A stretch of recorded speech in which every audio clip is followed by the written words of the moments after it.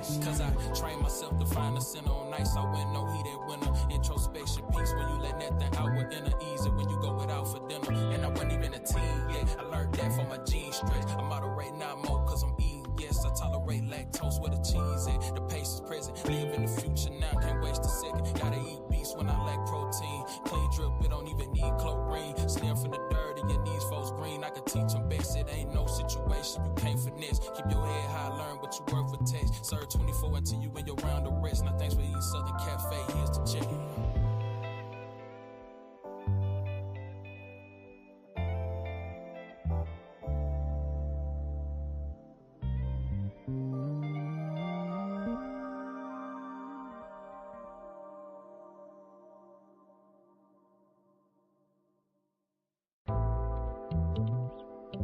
Raised by the rain, saved by the pain, ain't but a thing. Slim. Don't matter, he says I'm gon' need something else to burn. Daddy and I got nowhere to turn. I'm about to be jumping the sun. I'm not in the mix, but don't act like you ain't heard. I passed to you word. Well, work what I heard. My peace can't be stirred. My mind's still on dreams. Soon as my eyes roll open, come good tokens. I've been training myself to add cheese to the picture. Smile go far, self-grace is worth a million miles. Little change the bit, came a little up. By the time they want the price, the name that went up. Still got work to do, I'm trying daily. Cause don't end up and leave, but I can take it. By now all my demons know I'm praying. By now all my haters know I'm staying. Stack it, flip it, yeah, you know the plan. Feel like I been gave another chance. And it ain't wasted on gambles. Cause I knew I would be this fastest in Pampers. They say that he won't put nothing on, you can't handle. So I just see a few more ships on my mantle. He says I'm gon' need something else to burn. Daddy and I got nowhere to turn. I'm about to be jumping the curb. I'm not in the mix, but don't act like you ain't heard. I passed to you word. Well, work for the hurt. My peace can't get. Cause I trained myself to find the center on nights I went no heat that winter. Introspection peace when you let nothing out with inner easy when you go without for dinner. And I wasn't even a teen yet. I learned that from my jeans stretch. I moderate now more cause I'm eating. Yes, I tolerate lactose where the cheese at. The pace is present. Live in the future now. Can't waste a second. Gotta eat beats when I lack protein. Clean drip, it don't even need chlorine. Slim from the dirty, your knees folks green. I can teach them best. It ain't no situation you can't finesse. Keep your head high, learn what you worth for text. Serve 24 until you in your round of rest. Now thanks for eating Southern Cafe. Here's the check.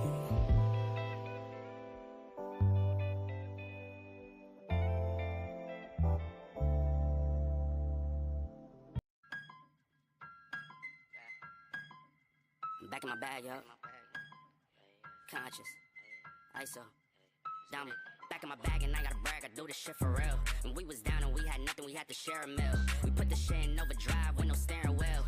Shorty throw that thing back in a pair of heels. Yeah, she be riding on that thing like a Ferris wheel. Yeah, I love them dark skin, brown skin, caramel. You know I had to bring it to the hood like she Karen Civil when she keep on turning head. Cause when she walk that thing jiggle, jiggle. And we going back to back on them like we Huey and we Riley. This that back in my back, low, we back again so highly. This that back in my back, low, we back to change the climate. This that back in my back, low, we bring the force like Tommy. Back in my back flow. Back in my, yeah, back in my bag, yeah. I'm back in my, yeah, I'm back in my bag, yeah. I'm back in my, this my, back in my bag flow. Back again, yeah, we keep on stacking it, what's happening? Everything in Gucci got me feeling like I'm dapper then. Life has been a movie, yeah, so shout out to the cameraman. Pull up to the scene, it's going down like an avalanche. Steady going up like a travel plan. Homer Simpson face, lucky power plant. Yeah, I'm off that dope, like I'm back again to Vizzy. At the Millies, out on Club Hurst. Give the word if it's a cinch, Lord forgive me. Still having motion, dog, so why would I slow it? Make it rain on them, bust a band, then you throw it. We was steady having it, even at our lowest. High speed road runner, keep my motor going. Hey, people feel away, but they don't show it. Gotta watch the people that's around you, that you grow it. They be coming around you with some plans to steal your moment. Soon as I bust a nut, she be like, baby, where you going? Never slowing down, it's enough to go around. Yeah, you probably knew it's then, but really you don't know it's now. Niggas let it show and tell, but all my niggas know me well. It was either chase a dream or go to jail, but none of us ain't going. Going back to back on them like we Huey and we Riley. This that back in my back, low, we back again so highly. This that back in my back, low, we back to change the climate. This that back in my back, low, we bring the force like Tommy. Point out, because we only had a little bit, but are you high on cigarettes? And when that stuff runs out, you're gonna wanna make it. Are you high on cigarettes? Let's watch Juron's weirdness and get high on cigarettes. Let's watch Juron's weirdness and get high on cigarettes. Let's watch Juvan's witness and get high on cigarettes. Let's watch Juvan's witness and get high on cigarettes. Do you know that you're right or wrong? Do you know that you're right or wrong? Do you know that you're right or wrong? Do you know that you're right or wrong? He don't smoke 'em, but he loves it when you do. That's why he's high on cigarettes. And if you find him, you should light him up a few. He's getting high on cigarettes. Let's watch Juvan's witness and get high on cigarettes. Let's watch Juvan's witness and get high on cigarettes. Let's watch Juvan's witness and get high on cigarettes. Let's watch Juvan's witness and get high on cigarettes. Yeah. You vibes in the word. What a wait. Late night creeps where the shadows grin. Juvan's in the cut, let the games begin. With a flick of the blade, we dive in the sin. It's a marathon groove, not a race to win. The clock don't sleep, the knives don't pause. Chasing thrills, no time for applause. The world spins mad on Juvan's claws, where the edge cuts deep in the night's great jaws. Sit and spin under the neon glow. Wide awake where the insomniacs go. Feel the steel flash, let the adrenaline flow. Juvan's night flicks, it's the live late show. It's the live late show. Right. It's the live late show. We're too sharp to dull, too fast to catch. Each blade is the spark making midnight hatch. In the zone we own on this Twitch dispatch, where the world sits still but the vibes still match. Time's a blur in the sleepless den. Every move's a twist, that slice in the zen. Juvan's got the rhythm, the pulse of man. Locked in the spin till the morning end. Sit and spin under the neon glow. Wide awake where the insomniacs go. Feel the steel flash, let the adrenaline flow. Juvan's night flicks, it's the live late show. It's the live late show. We're the wake, we're the ride. It's the live late show. It's the live late show. Yeah. It's the live late show. Yeah. Till the morning.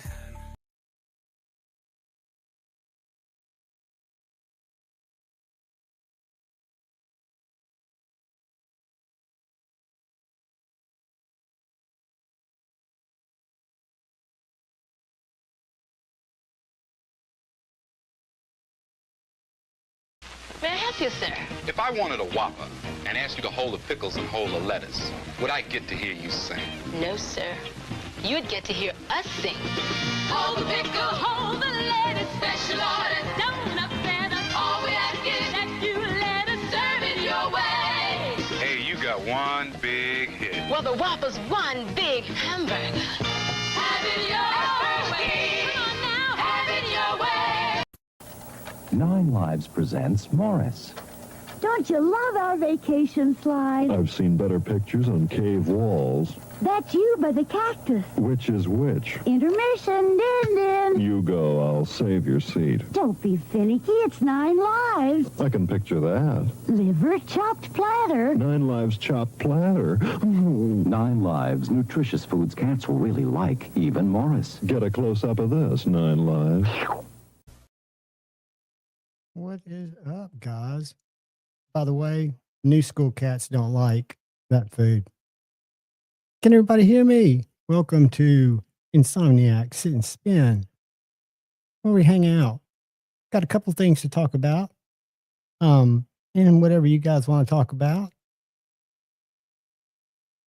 Hopefully you can hear me. Hopefully you can see me. But I am stoked to be here. I'm well rested. I'm well fed. B Shady, channel members in the house. Ron Ellis, channel members in the house. Space Ghost, channel members in the house. Brother Richard Hopkins is in the house, also a channel member. What's up, Richard? We got Ed is in the house. Channel member, good to see you, Ed. I think you were one of the only people I knew tonight. I was in Tri-States Live a good part of the night while I was eating, kind of waiting. I always watch his lives to kind of see when he ends. I didn't wish Kara happy birthday. I need to text her. But good to see you, buddy. We got Jesse in the house. And we got my brother Paul Mills, channel members in the house. Good to see you, Paul. Who else we got? I'm scrolling, trying to get but there's Fed Harrison in the house. Channel member.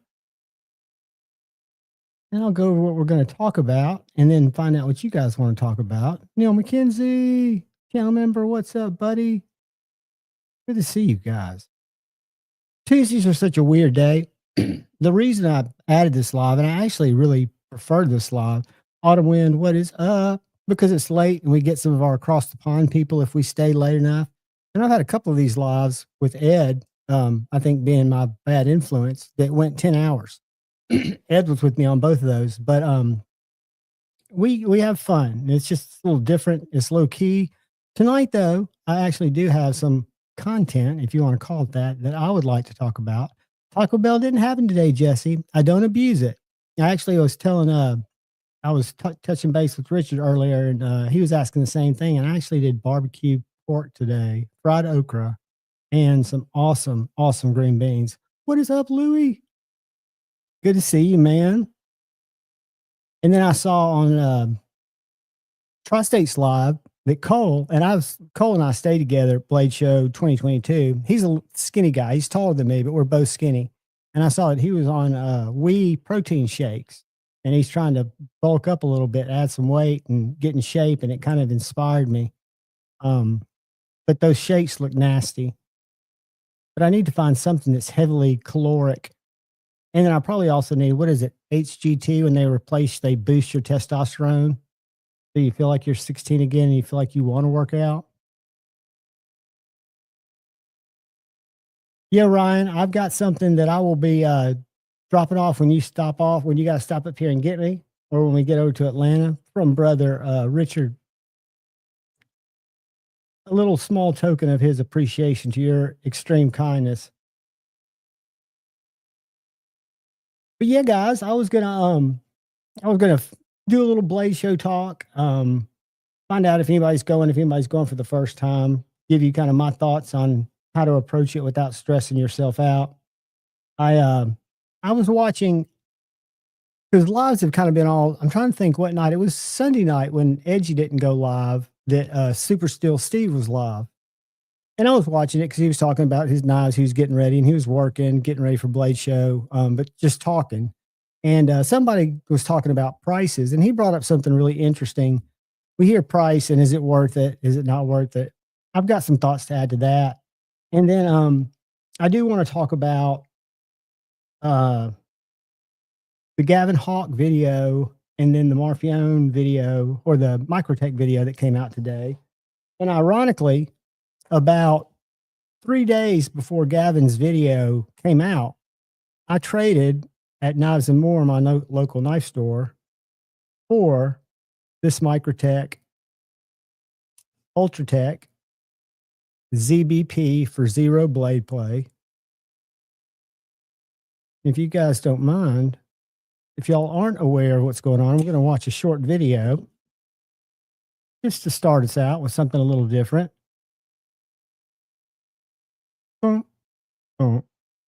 So Gavin Hawk is Hawk Deadlocks. Hey everyone. Well, I have some interesting news to share with the knife community. News that I've been wanting to talk about for quite some time, ever since I saw the first takedown video of Microtech's ZBP zero blade play OTF that they're making now. But I've had to bite my tongue and not talk about this publicly. But now I am able to. Ed, absolutely. It's unlike anything. I've never handled a deadlock, and I've heard, because what we're going to look at, the videos sets the stage. The comment section shows you what the community's saying, and I'm proud of several big creators who stepped up to ask really good questions. And it's what I'm going to get to here is it's small business versus big business, and it's patterns of behavior. And I don't know if I'm going to sell my ZDP, but I know that this is the first Microtech that they've made that you can take apart. And it's because I've heard from these comments that I've read that over time it'll get loose and you have to go in and kind of tune it back up. So, but it's unbelievable. That's the reason I traded for it. I'm not an out the front guy typically, and I've never owned a Microtech out the front. I do own a Ramlock Stitch. First, I guess I should introduce myself. My name is Gavin Hawk. I am the owner of Hawk Knives, which is a knife company that was established by my dad and I back in 1994. So Microtech is utilizing my wedging mechanism in their ZBP OTF. They have copied the shape of the stop pin and the shape of the stopping point, which is the magic behind no blade play in an OTF. I've never taken them apart. Magic So I behind don't the know what they deadlock. look like. That's how it works. So, yeah, I sent Microtech a cease and desist letter. They did respond to it, but not in a way that was satisfactory. Essentially, they said, go pound sand. I want to pause it there for a second. And Anthony Marfione, because he's in a lot of the comments, we'll see in a little while. He's had dinner with Gavin Hawk. Gavin Hawk gifted Marfione one of the first deadlocks. It is easy, Louis. I usually have to use my finger, the side of my finger. This one is very easy to actuate. And for Microtechs, I've never felt one. Well, the Hera 2 that I reviewed for my local knife store, it's the little small guy. It was very easy to deploy. I was surprised at how easy that was. So it is very easy to deploy. But so Gavin goes on to say he's got no real choice since they sent him the pound sand. He's going to have to improving it and making it better. And it really did change the whole course of Hawk Knives. Anyway, I urge you guys to watch this video. I'll share it here in a little while and pin it. But he goes in to just talk about, you can tell he's hurt, right? It's like if somebody takes something that you worked on, and then you go down here to the comments. Am I still sharing? All right. I'm going to read this, and I have come up with a way to zoom, I think. But let me find all these people are, Tony Marfone has been doing this his whole life. This is no surprise, blah, blah, blah. But down here, we find that Microtech comments, unless they've deleted it. I don't think they've deleted it. Hold on, let me find it. And what makes these videos so interesting is the ratio of fanboys, which are very low, maybe 10%, and people that are just like, this is, I haven't been in the community probably longer than 4 or 5 years. When COVID started, I don't really remember when that was, but sorry guys, I'm just trying to get this one comment to read it to you because it sets the stage for the next video. But I don't know a lot of the history. I do know from talking to some of my buddies like Shane that Anthony or Tony Marfione has sued even his son before, allegedly, according to court documents. But the reason I say allegedly is they will come after anybody. And their favorite word is, hold on, let me find it because he uses it here. That is considered, hold on. Guys, there are a lot of comments on this post now, and there weren't that many. I'll tell you what I did. I actually saved it. Let me see if I put it in my iCloud because we're going to do something else. I'm going to take you to the comments so we don't have to go through them forever. Y'all wait for 2 seconds. Let me pull up this this picture here. Hold on. Let me find out how to get where I got to go. Messages right here. Let me find this. And I'm going to read it to you. I'll share it and then I'll read it to you too.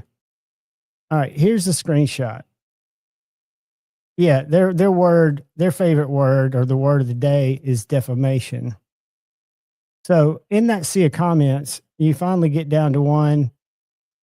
Oh no, this is a different one. This is in the comments we're about to see, but let's get in front of the judge, then we'll talk about theft. But in the meantime, I'd be extremely cautious of accusing somebody of outright theft without having any proof. That would be defamatory. So, and they say that in this comment on Gavin's video too. And they've done that. They've, to my understanding, allegedly, for what it is. Sobeck Scooter, what's up? Maddie, what is up? They've evidently come after, a person or two, for, the bad thing about is if you're a big company, you can really use that power of time to abuse a smaller company. And there maybe not. Let's do this. Hold on. So today, this video came out and the comments are horrific. This is an Instagram video that I will also share in a second so y'all can go watch it. Back to Microtech knives. On today's episode, we're going to take a look at the Microtech Zero blade play system and why it's become an industry standard. So stay tuned. I can't fast forward these. Foremost, what is Zero blade play? I think he's one of the main marketing guys. I don't know. He's not a... Knives has been, when they were deployed, you had a little bit of blade movement. Now, there were many manufacturers that came out with solutions to this. We weren't the... And the title of this is The Truth About Our ZDP Patents. System that was unique to Microtech. We first introduced this over a year and a half or so ago, and we talked about it, and it was the Atreus. The Atreus incorporated the Zero blade play system. There was no movement forwards or rearwards, up or down, and it worked really, really well. However, we did not release the knife. It was just to show the concept because patents had been applied for. Guys, Microtech is not new to intellectual property and protecting our rights for everything that we've designed. Pirates are also very good at working with intellectual property, depending on how they consider working with it, allegedly. And engineered. So on the Ultratech, the Gen 3 ZBP, we actually have 10 filed patents. Of that, 7 of them are patented and approved. These will cover facets of everything from the pocket clip to the X. And guys, the video is just kind of laying it out. It's the comments. X button to the internal mechanism, how it works, and how our system utilizes a single plane to ensure that Zero blade play. Okay, so I'm going to read some comments to you. But what's interesting is 4 of those patents didn't get approved. Gavin took the knives apart, and he and his dad also filed for a patent however many years ago. And I've done trademark work, not on the, I've gotten trademarks before, and there are time limits and things like that. But it's also very possible that the ones that they have approved, because all of them trademarks, and there are people in the comments that have gone, because they're public knowledge. Anyone can go look at the trademarks or the patents that Microtech has approved and applied for the ZPD, and you can just search it, like search Microtech ZPD or Zero blade play patents, and they're very vague. And then you can look at Hawk Design's deadlock patent, and it's very specific. So, I was talking to my buddy A to Z EDC here and said how it's unfortunate because you would think a bigger company that does this quite often can outlast a smaller company and make it hard for them to get in front of a judge. And a lot of times, my buddy said that's not it. If a judge sees it come across their desk and it's something that's that, yeah, Paul, but again, there's some good points. What is up, Donzo? I was just talking about you, brother. Are you finishing up? I was going to come see you in Atlanta and check out your knives, dude. I've only handled that one that Dopey had. Good to see you, brother. We're talking about the Hawk Microtech thing. But when you get into the comments under one of the first comments is from Jared Neves, and I thought this was a very well thought out comment. I'm curious if you guys ever attempted to get on a call with Hawk, even if you are 100% in the right. Is this the right thing to do? And at least have a conversation about it?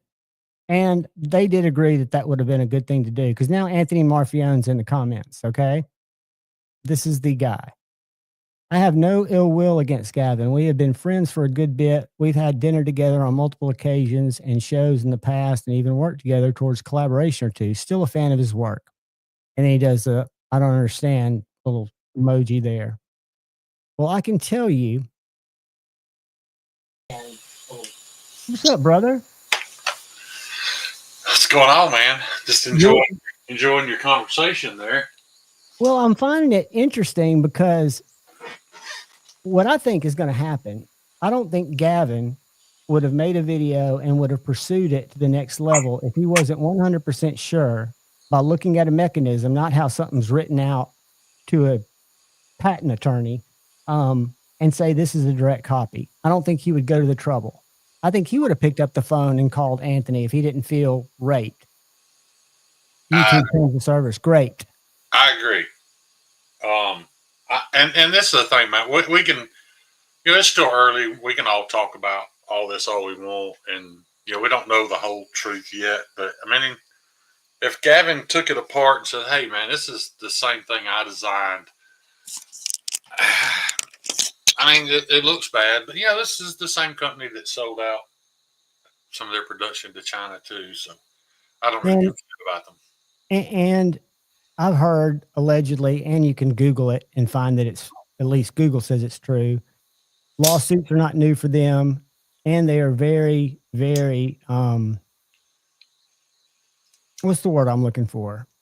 I don't want to say, I mean, they've got a very dedicated following, and I can tell you, I've never owned one before, but this is a very nice knife. This knife, as far as OTFs go, is by far the finest one I've got. And I've heard, because when you get in the comments, people say, well, the ZDP or the Zero Blade Play is not as good of a system, because I've got two Dead Hawks. I've got, these are people that have both of them. Right. I've never had to adjust my Dead Hawk, but every month I have to take my Microtech apart and reset it because it gets blade play. Do you think that could be because are the Hawks titanium framed and the Microtech's aluminum framed? They are.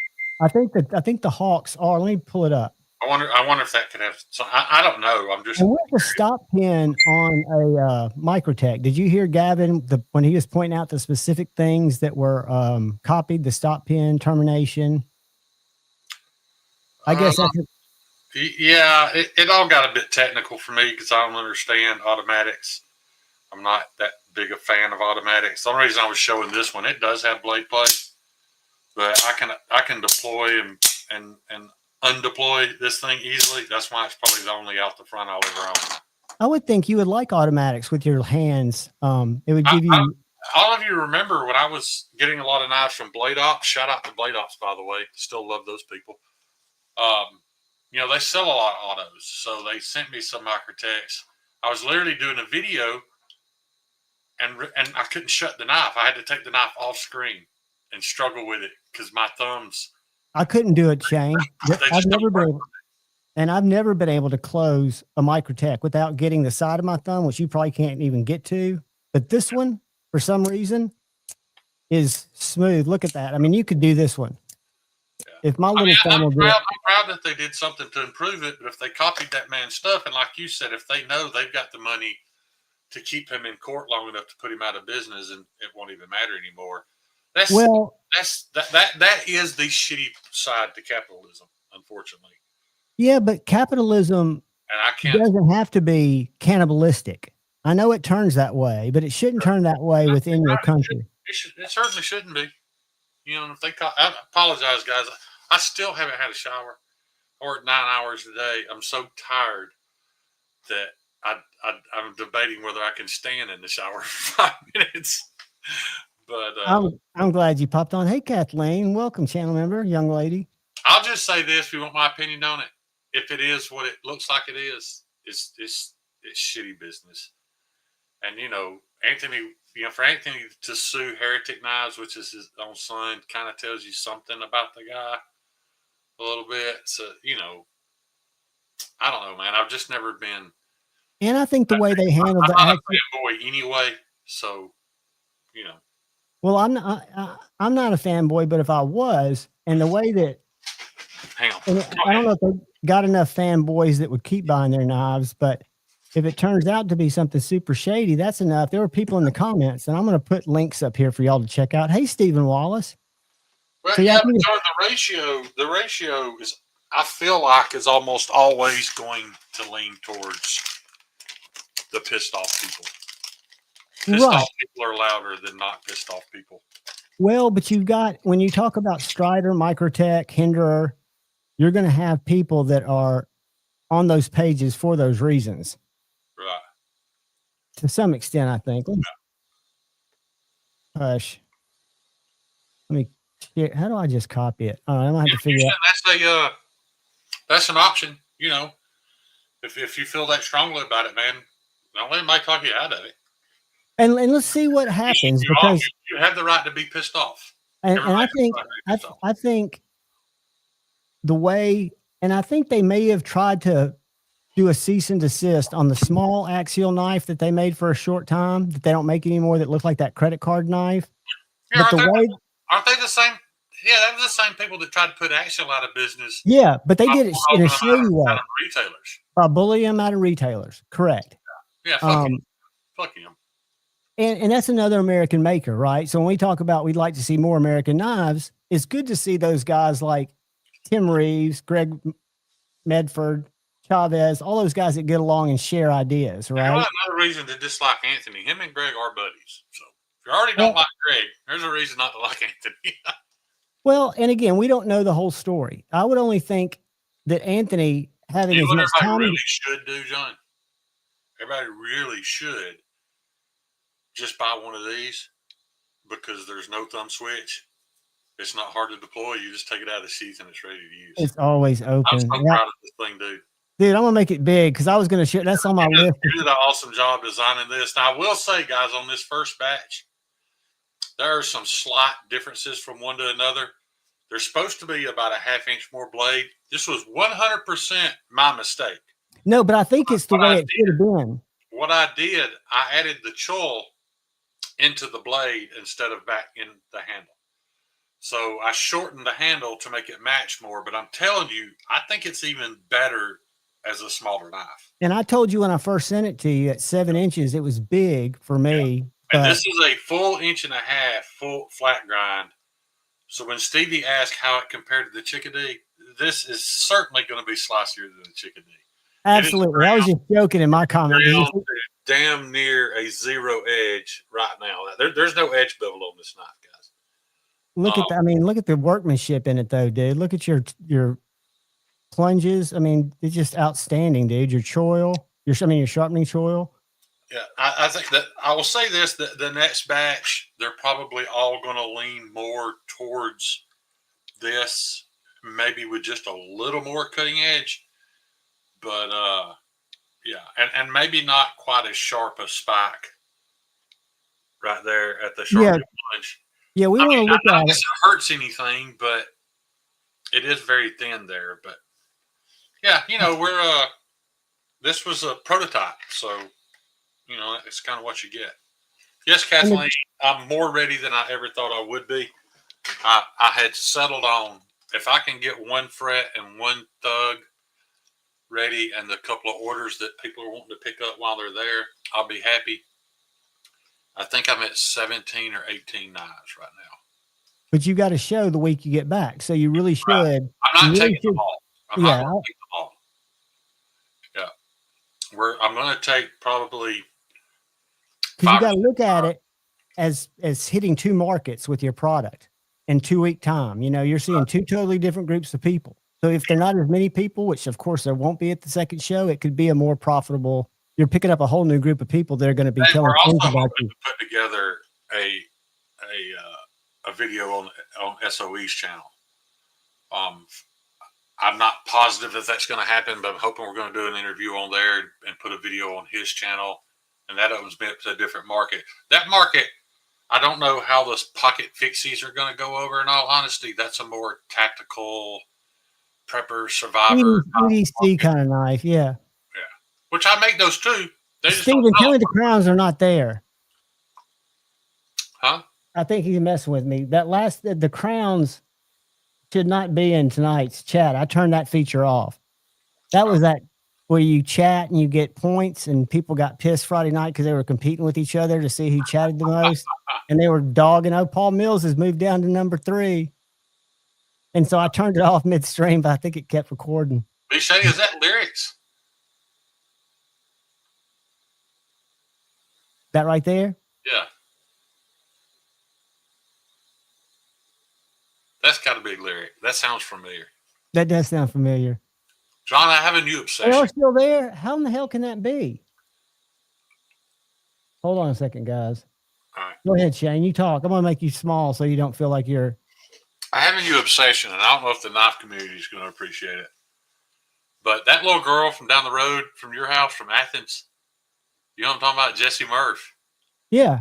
I can't stop listening to her music, dude. I'm telling you, she is single-handedly rewriting the playlist in strip clubs week by week, dude. Like every song she comes out with, it's like, did she make this song? I think she's my daughter's age. I think she graduated. I don't think she's ever been a stripper though. She was a cheerleader at Athens. No, So is it kind of country or is it pop? it's just Is it very. risque? Did you hear the song, the video I did with My Thug and Your Heathen? Yeah. That's her. Oh, okay. I I shared don't know that. what you call that, but man, I love me some Jessie Murph. I can tell you that right now.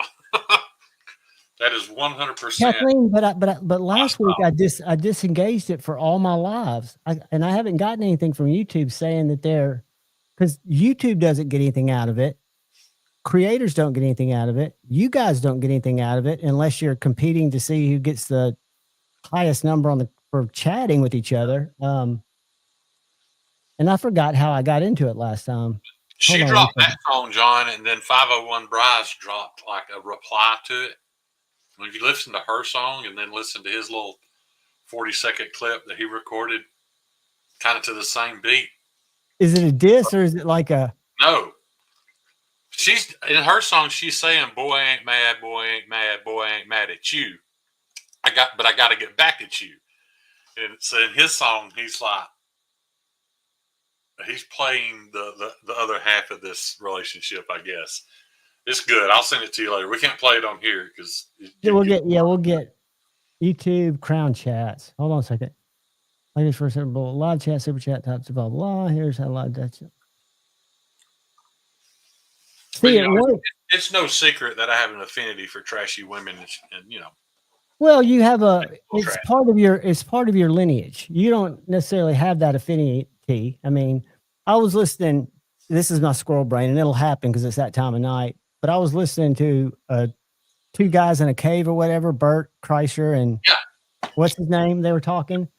And Bert was just drunk, and he was saying how it's sad that women age and men seem to, as long as they've got money, because he was talking about girls in Hawaii coming up to him and flirting with him and stuff. And it's not about money, John. And he's an idiot. Is it what? It's not about money. Yeah, I don't think so. But he was talking about. Yeah, I can tell you right now.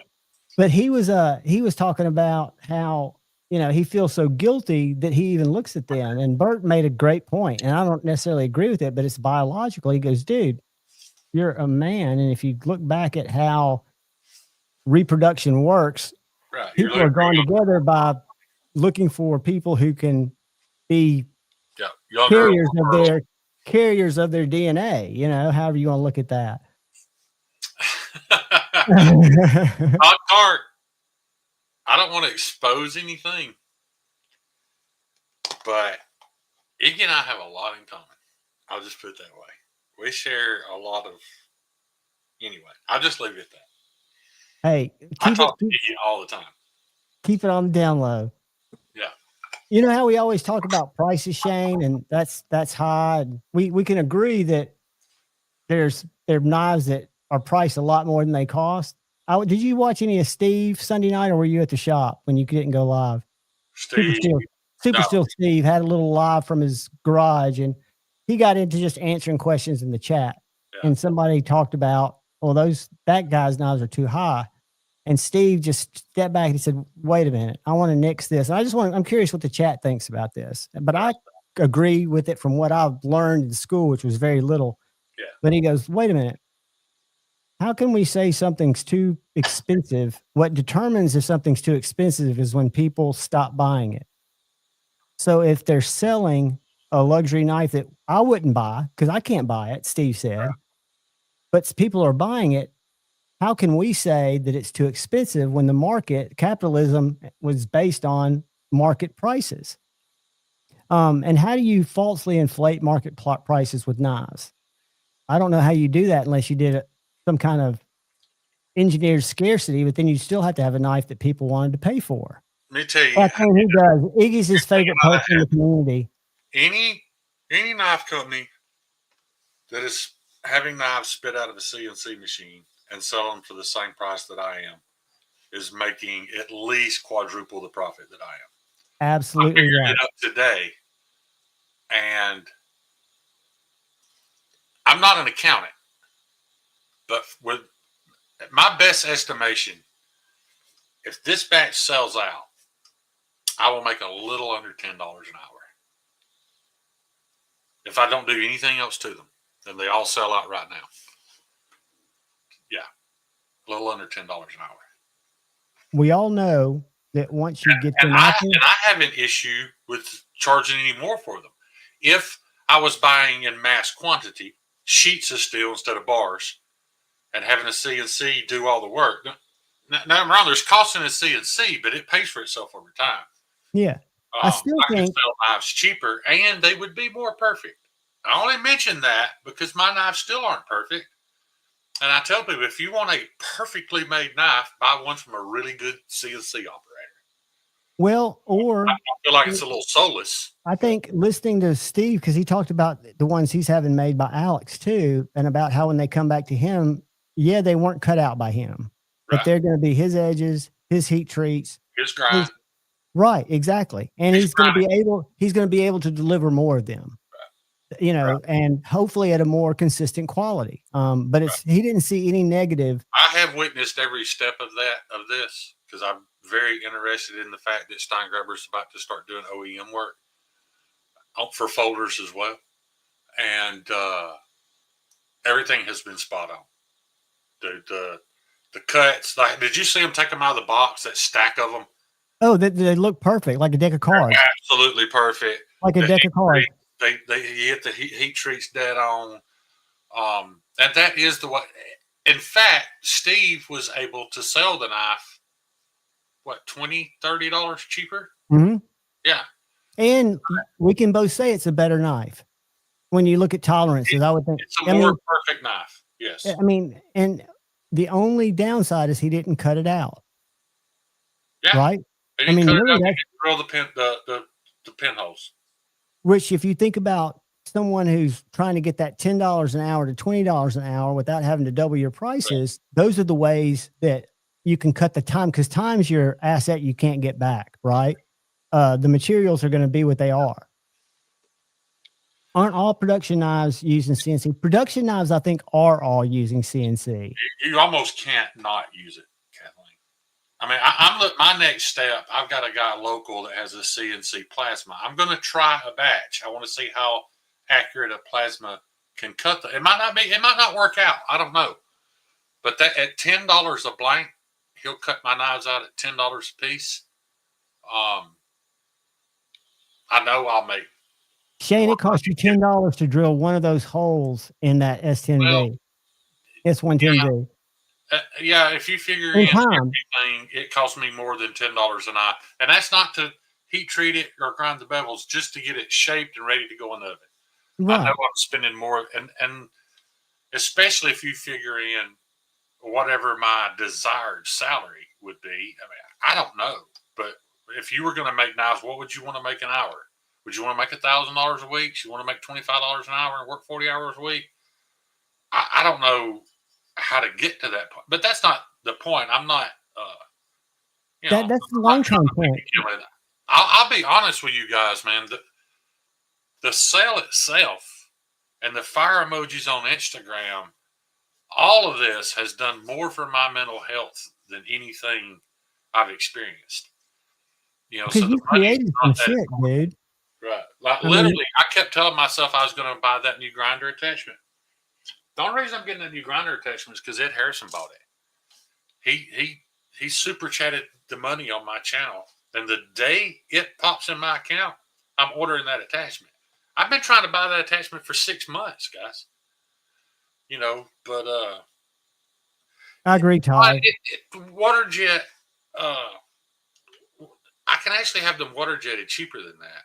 However, what's the difference, Shane? What's the difference in water jet? I don't know. My question is going to be what the difference in the precision is. Water jet may be more precise. I don't know, but it's a time and distance thing. The water jet place is about 35 minutes from here, and not only that, but this guy.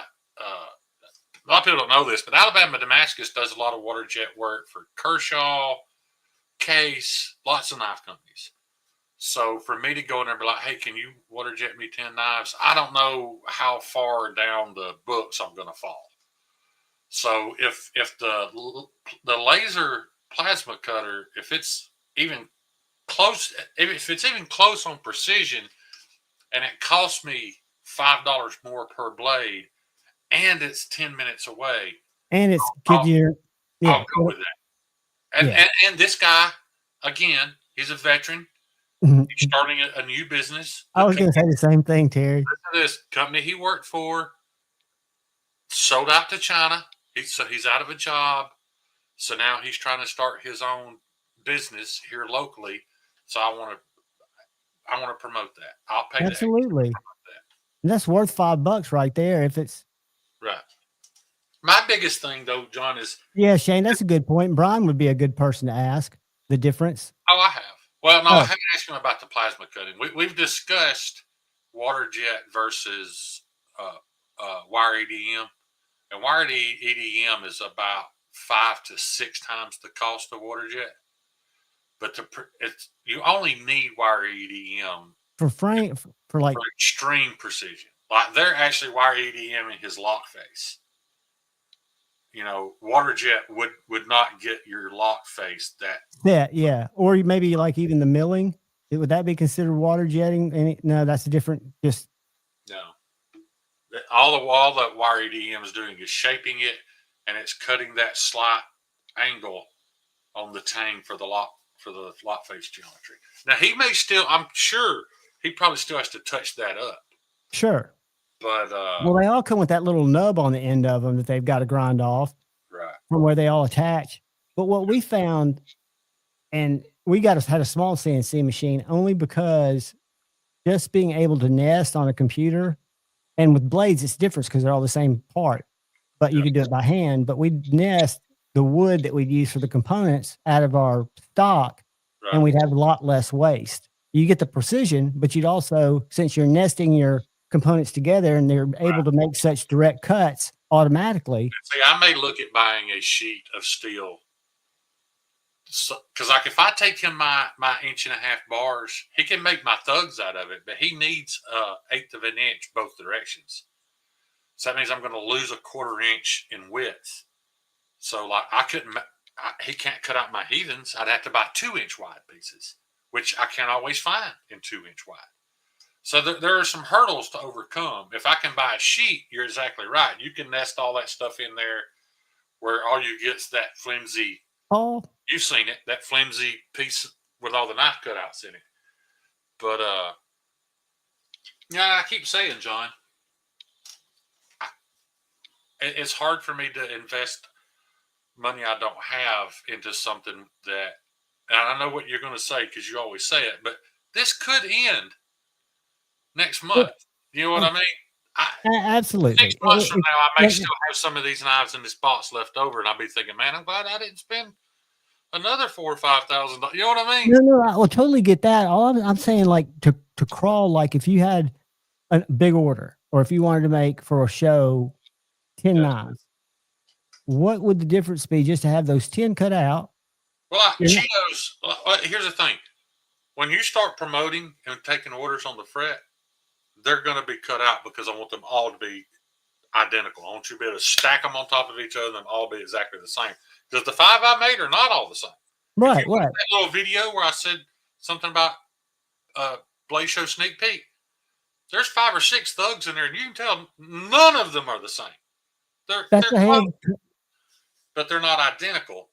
And like Cheetos, like with Cheetos Bird and Trout, we haven't named it yet, but with his Bird and Trout that we're about to start doing, because it's a skinnier knife, I am going to have those plastic. It's the same guy that made this sign, by the way.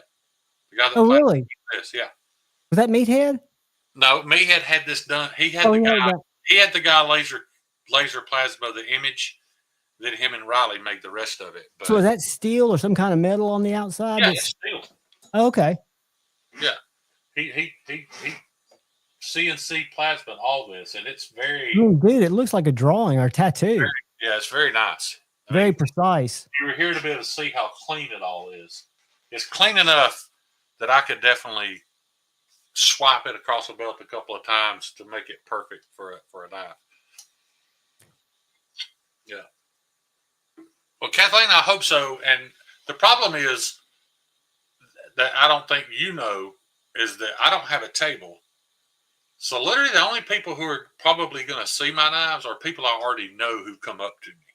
They'll be able to see them and handle them and maybe buy one. But total strangers, I mean, I'm not going to be walking around, hey, look at this. You know, I'm not building it up in my head that I'm going to sell out while I'm there. Unless we're in the pit Friday night.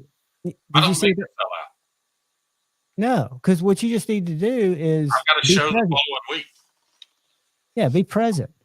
Right. I saw that Friday night in the pit, they're having the Bally Song competition. In the pit? In the pit. I don't know where in the pit. That's a horrible idea. But maybe they've got a place set off. You would think that they'd have it cordoned off, knowing how many people are down there. Yeah. Like this knife, I don't have a sheath for it. I think so too, Kathleen. That's why I wanted to leave some home for his next show next weekend. Yeah, I don't have a sheath for this. This is a funny story, but I have materials coming, so I'll make a sheath Tuesday or Wednesday. Then I have a show the following weekend, so I'll have some of these will go. I'm going to bring some of these to Blade Show. Well, you know what? I don't even know if I'm going to bring them. I ran out of Kydex, so I had this other plastic that I put in the oven. This is not a thermoform plastic, guys. That's just keep from cutting your hand off. That's from keep you cutting your hand off while you're moving it. This is horrible. There's no rivets. Hey, can I say something complimentary about it? Little plastic packets, hard plastic sleeves. But your shape looks good. Well, it looks like you're coming somewhere with your Kydex. I haven't seen your Kydex, but I mean, your shape looks good. No, I'm not going to accept that, and this is why. I made 17 Kydex sheaths today, and I was in such a hurry. I don't feel like I progressed at all because I didn't slow down and take time to learn anything and get any better. I just had to knock them out. Because for right now, guys, what I'm really hoping y'all do, if you order a knife or you buy one from me at Blade Show or whatever, and you end up with, one of my sheaths that is a sheath, I still hope that you allow me to send it to Tim. He froze up. He'll come back.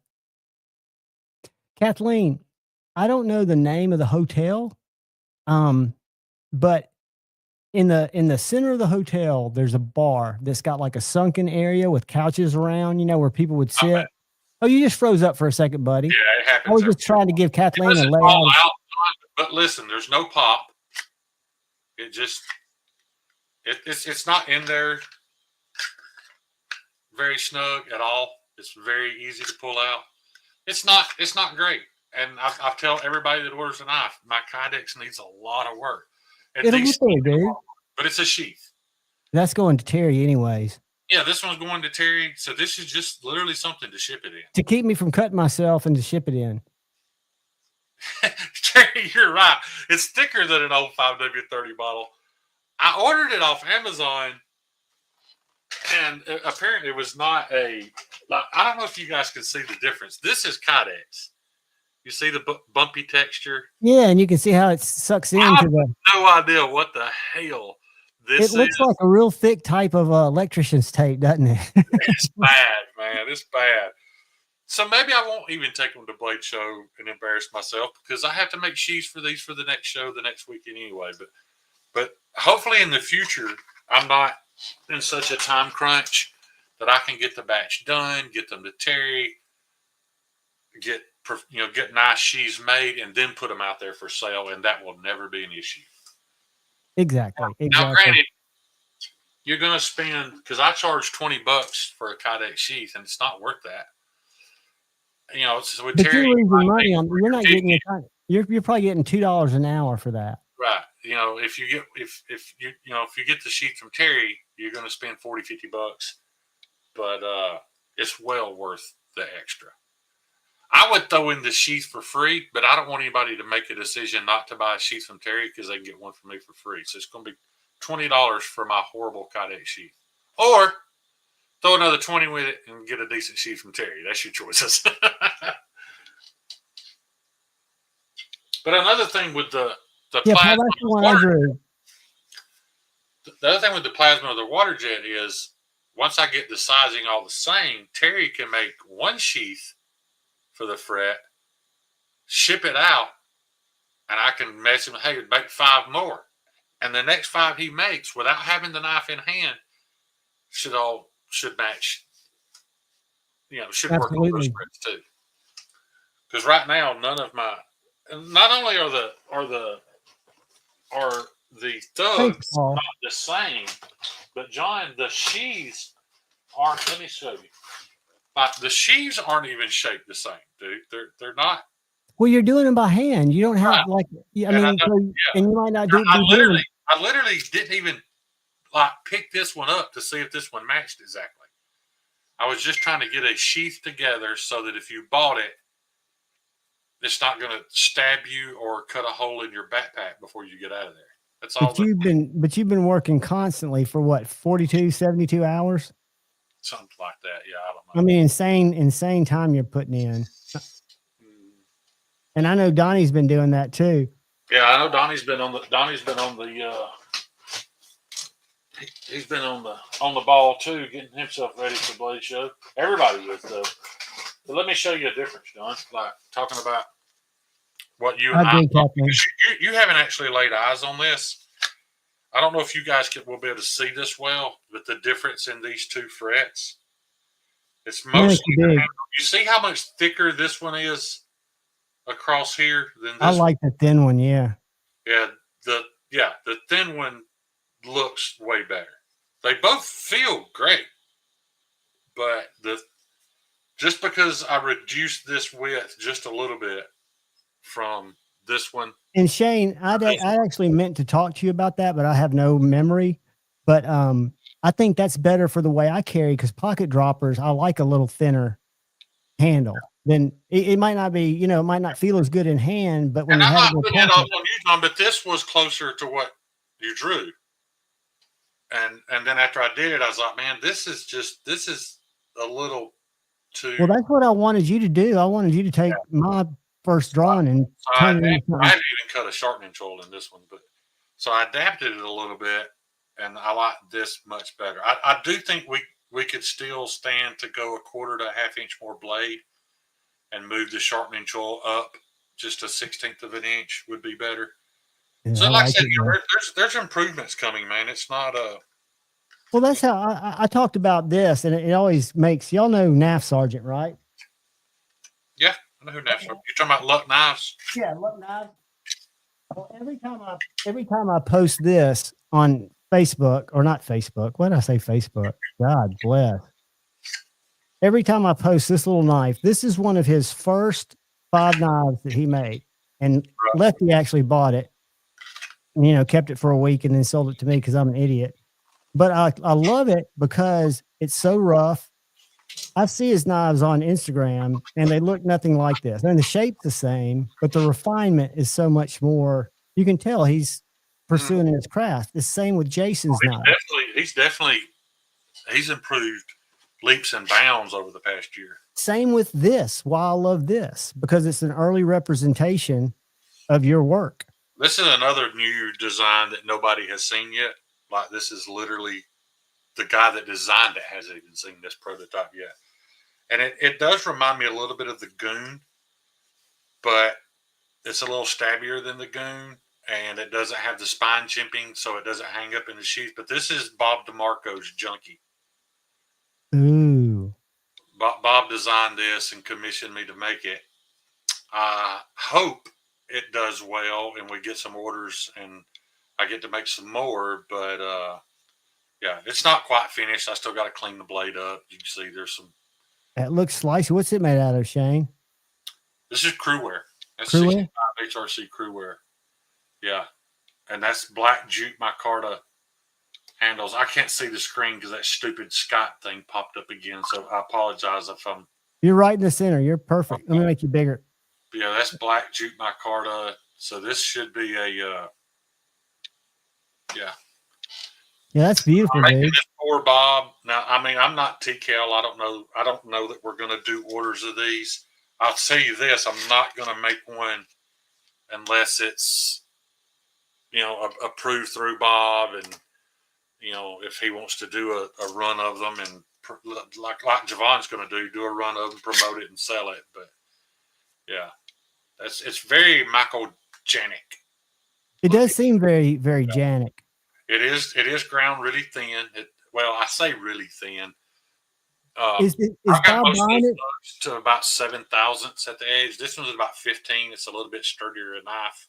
Do you know what his use case is? I know he's a very tactical guy. Is he using it for a defensive knife? He designed this for a defensive knife. That's why I said it's very Michael Janik, Yo Jumbo looking. Well, he knows how to fight with knives, right? And hadn't he trained with stuff like He met that? his wife in a knife fighting class. Yeah, I remember you telling me that. That's wild. Not only is she absolutely beautiful, but apparently she's cool too.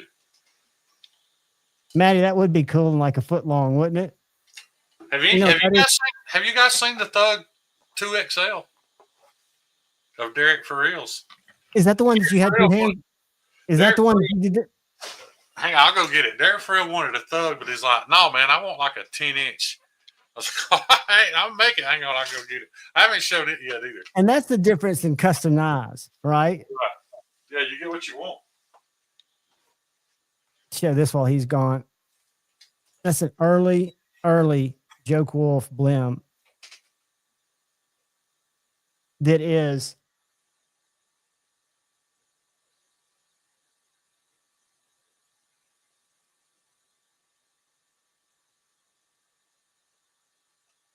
just Kyle Coonley scary sharp.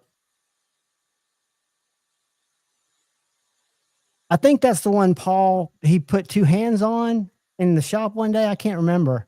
I'm looking forward to seeing it. Y'all, I was sweeping today just around my table here, where on one side of it, I do my top down videos, and on this side, I do my live streams. It's like a dining room table. And I've swept up almost a whole garbage bag of little sliced up paper. It looks like John, did you just show that Joke Wolf blim?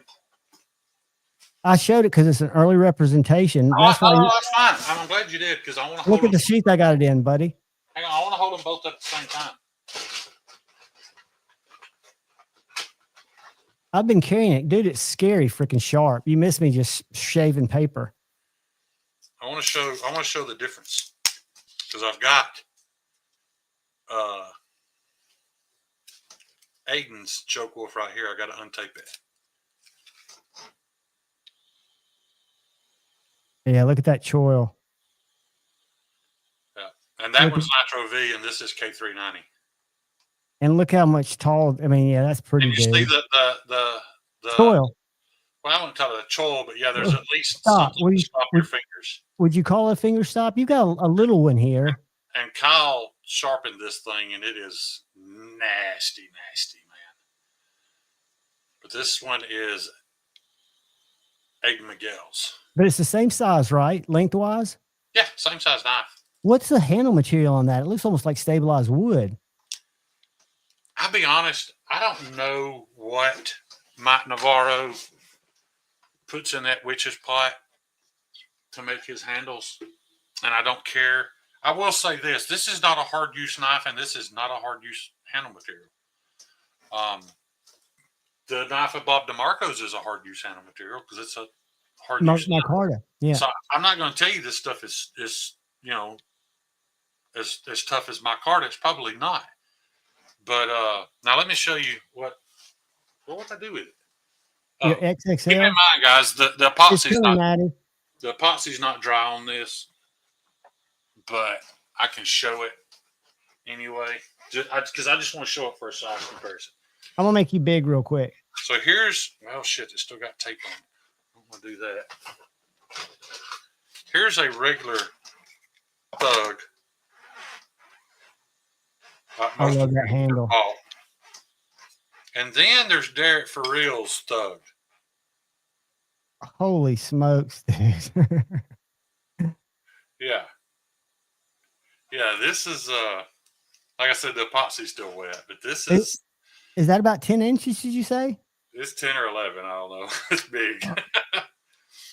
But the fact that you can take a little design that's so freaking cool and then make it so, I don't say outrageous that it's outrageous. Now, this is material I made myself. I did all that myself. I was pretty proud of these. And my inspiration for these was like your Japanese aquatic tattoo. That's what it looks like. Yeah. And they usually have like the red cherry blossoms in the background. So that's kind of went back to my tattoo roots for the. And what's that material again? That metal stuff? Is it like a mesh? It's just aluminum honeycomb, and it is extremely expensive and hard to find. Have you noticed? I guess it's $50 a square foot with $40 shipping on eBay. So $100, short $10. Yeah, and I think I got enough probably to make 10 pairs of scales. And I probably ruined 6 of those. Well, I just tried different things. And that's been the fun part about messing with the epoxies has been, dude, today alone, I bet I threw away 20 sets of scales that I would have never used.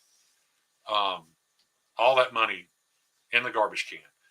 But, it's just a process, and you have to learn what works and what don't. And know that move on from there. The more mistakes you make, as painful as they are when you make them, you're closer to not making that mistake again. And you'll get to a point to where it becomes a process for you. Well, Richard, funny, Richard said that's a chopper, but it's not. That's 3 30-seconds blade stock. You could literally, this is literally the same blade stock I would have bought if I was making a kitchen knife. So it's not a chopper. It's a slicer. Badass slicer is what it is. Is the blade stock thicker than on the regular Thug?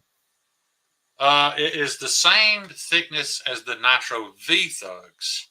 Gotcha. But it's a tad thinner than the Crewwear Thugs. Gotcha. Because the way you Crewwear as thin as I wanted it. But, yeah. So of all the steels that you've been working with and heat treating, what are you starting to favor from your perspective? I know you'll work with what people want to work with, but it's really what it boils down to is the fact that the conversations I had with Alex Steingraber and the things he said to me and the things that he taught me, and then to be able to achieve the same HRCs that he's achieving makes Crewwear my favorite steel. Right. In use, I'd be fine with Nitro V. Dumb question. Crewwear is pretty stainless. It's not as rust prone as like M4 or any of the Rex steel. Right. It's got some stuff in the solution that prohibits Rust. Oh, I want to show you something else I learned, dude. It's been a big week, John. Dude, I'm telling you, man, that's exciting enough. I mean, to me, that's just awesome. Yeah, I've learned a lot. I got something I want to show.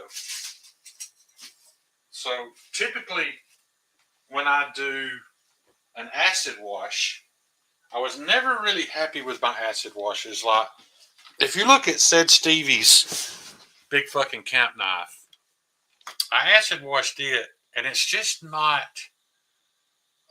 It's not a consistent finish, which was fine with him. You know, he wanted it kind of rustic looking. So on this knife, this is Mad Yoko's. I apologize, Tyler. I can never remember. Is it the Avenger? It's something like that. This is Mad Yoko's design that I made for him. And what I did, my grinding has gotten significantly better since then. So I actually went through a belt progression from 36, 60, 80, 120, 240, and then a 360 or 330. Todd Carr knows which grit that Scotch Brite belt is. But anyway, I went all the way through the grit progressions and then acid washed it, and look how much better. Gosh, dude. How consistent, how much better that acid wash looks when you. Yeah, it just looks like almost a solid gray. In my mind, I was thinking, well, man, if you're going to acid wash it, what difference does it make? That's the difference it makes. By having yeah, and it's like, I mean, it's smooth as silk. It's not, it doesn't feel like Stevie's. You can feel the grind lines in it, which I like grind lines. Right. But for an acid wash, it turns out so much better if you go through a belt progression. And yeah, I've probably learned more the past 2 weeks, and I've progressed more in the past 2 weeks than I have in the past 6 months. And you come back from Blade Show and you get a bunch of stuff to be working on. I mean, you're like Alex said, you know, to remind you, and after he'd been doing it a year, he was totally blown away by what you've been able to accomplish. That was the greatest compliment I ever got. His exact words were, dude, you are levels above where I was at 1 year in. Which is motivational. I would think that'd be hyper motivational. But it's also because of people like Alex. And regardless of what you think of him, but people like Super Still Steve and people like Brian Kim, I would have never been able to. It would have taken you a lot longer. Right. Like I got to take advantage of all their mistakes, and they've all, like, you know, I know how busy Alex is, but I can message Alex Steingraber and ask him a question about knife making. He answers me instantly every time. And you know he's got 20 things going on. Right, because he knows I'm standing in the shop scratching my head going, what the hell do I do about this? So he answers instantly. That's cool, man. Huge. Yeah. I know, Todd, you mentioned it the other night. It's the you mentioned the grit that it was. I can't remember which color. I think it's the gray or the blue.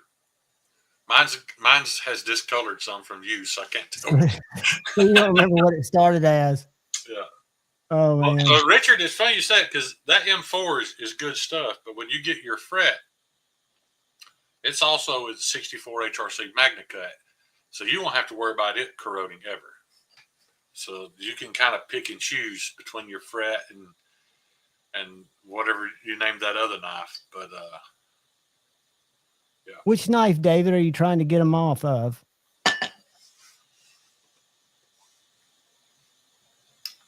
Hey, you know what I found out? And I'm having a hard time even conceptualizing it, but I was down at Knives and More this week visiting with them. I don't know if I told you, but the last couple of Saturdays, I go up there at 5:30. Yeah. And they've got like 2 or 3 knives that they want me to do a video of.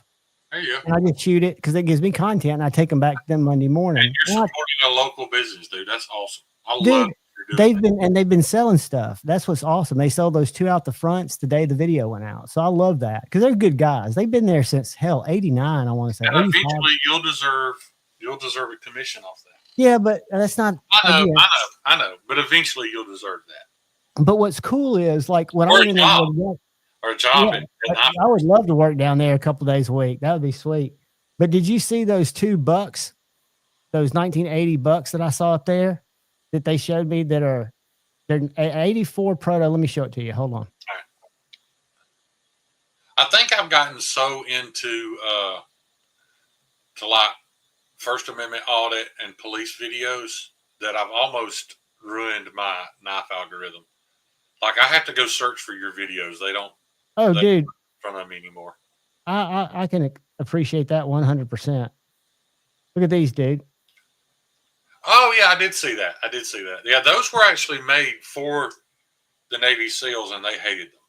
They're USA made. He told me those are tent spikes. He screws these off. I really don't understand that, but you've got this wicked swedge that's kind of the idea when they designed it, according to, I can't remember the guy that started the Navy SEALs name now. Somebody in the comments will know. But I think it's an Italian sounding name. But he started the Navy SEALs, and according to him, they added those spikes to make it where you could use it as a grappling hook. And they were like, that's stupid. If we needed a grappling hook, we'd bring a grappling hook. They didn't like the knife, though. Well, it's heavy. It's very heavy. And it's got, you can hide stuff in the handle. Right. They issued them those knives. A lot of them actually went back to the regular USMC K-bar instead of that. And then they all started carrying mixed Striders.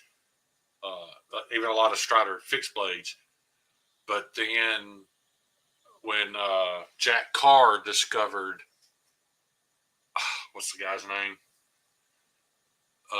Winkler. Jack Carr is a big historian, and when he saw that Mel Gibson Revolutionary War movie with the tomahawks and the Last of the Mohicans and the tomahawks, Winkler made those tomahawks. So he reached out to Winkler, said, "Hey, can you make me a knife?" And Jack Carr ended up talking because the Navy SEALs, the government will buy them whatever they ask for. Right. Now right. they all carry Winklers. I mean, I would think what John, the older guy down there, the one that opened it, was telling me is somebody brought them in on trade. They're buck 187. They're very nostalgic. It's a cool knife to own. And yet he said it well. They're very proud of them. Yeah. But one of them is an 83 or 84. It's a proto, the first year they made it, and the other one's like 2 years newer. Yeah. But the same owner. And just I thought it was pretty cool.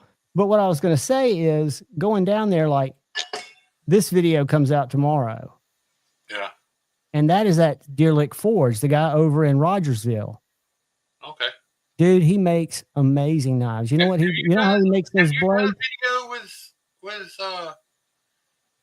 Driver Defense yet? I've done two. I own two of his knives, and I you like gone to his shop and done a video? No, I haven't gone to his shop. I need to. I'm going to talk to him again at Blade Show, because I talked to him at the Huntsville show. I just never want to be in anybody's way. But I've reviewed the folder that Jeff has that has that whatever that circuit board material is on it, and then I've got two fixies that I've reviewed. But this knife right here, my computer's doing things, dude. He usually does Damascus, but these are just regular W2. They call it vintage W2 steel. I don't know what W2 is, but that's a stag handle. Yeah, stag handle, and he hammers those with a hammer and an anvil, those blades. Right. Hand hammers them when he does Damascus. He has a little forge. He's been on Forged in Fire. His name is hold on a second. Let me look. I have no idea. Am I still on screen? I have no idea what. No, I was sharing. You're on screen, but we were sharing. Can you see yourself now? It's just opened. I don't know, dude. It's just opening pages. This is another good reason to stay off of porn sites. This is what happens. You get some that malware. Actually, it was just opening Microsoft, like the Microsoft. There you go, Todd. Thank you. Water Cool Tool Steel. His name is Josh Howard, and I want to say it's Rogersville, but I'd seen him up there 2 years ago. He's got single blades, double blades, triple blades, and when you look at how they go together, I would think a slip joint would be harder to make than a lock and knife if you got multiple blades. Because when you look at how they lay in there, it is nuts. It's nuts. Yeah, I wouldn't really want to try to attempt to tackle that. I'm excited though. I really do think, and I hope that this Pops Pro Cut replaces all 185 of those carbon steels. Well, Super Steel Steve was talking very highly of it. I think he's been working with it. I mean, because if you want a carbon steel, you like a carbon steel, that's great. But if you can get one that will outcut your production S35 VN, M390, 20CV, most productions of those knives, especially your Chinese productions of those knives. Dumb question. So, what would be a perceived advantage of a carbon tool steel over a stainless steel? Harder, tougher, or just the nostalgia? Not anymore. I mean, there's just price is the only deciding factor anymore. Dominic Torcito, you know better. I mean, it really is, because like the Nitro V that I make my knives out of is as tough. 15N20 might be a little tougher, but dude, you're talking about bending a knife till it breaks to find out which one of those two. You know what I'm saying? Right, like you're right. doing something stupid to break either one of those steels. But yeah, I mean, I don't understand at all using 1095 when you could use 14C or Nitro V. It's going to have triple the edge retention, this as much or more toughness. Plus, it's stainless. It just doesn't make any sense anymore. And that you wouldn't have to coat them. Nostalgia, except for nostalgia. Yeah, I mean, I'm going to switch to my Homestead's not a very good selling knife, but it is an outdoors homestead prepping survival type knife. You need to change the name to the chicken head cutter offer. Yeah, I'm gonna change it to Pro Cut, just because the Pro Cut does have better edge retention than Nitro V, and you know, people always, I want something sharp with a rock. Well, here you go. So is ProTech available now? I mean, do you have some already? I got some of it. I got a bunch of it. Really? Yeah. Were you on here the other night when Tad was on Dark Gravity? He came on and we were talking steels and talking about Niagara, talking about, you know, his side of it. And just, it was fascinating. He's going to be over there Friday with the son, with Noah again. Okay.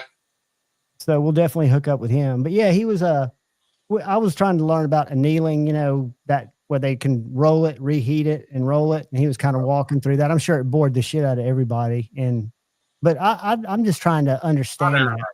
And, you know, I don't know if you know this, but before he worked at Alcor, he worked for a company down the street where he was doing knife steels, heat treats.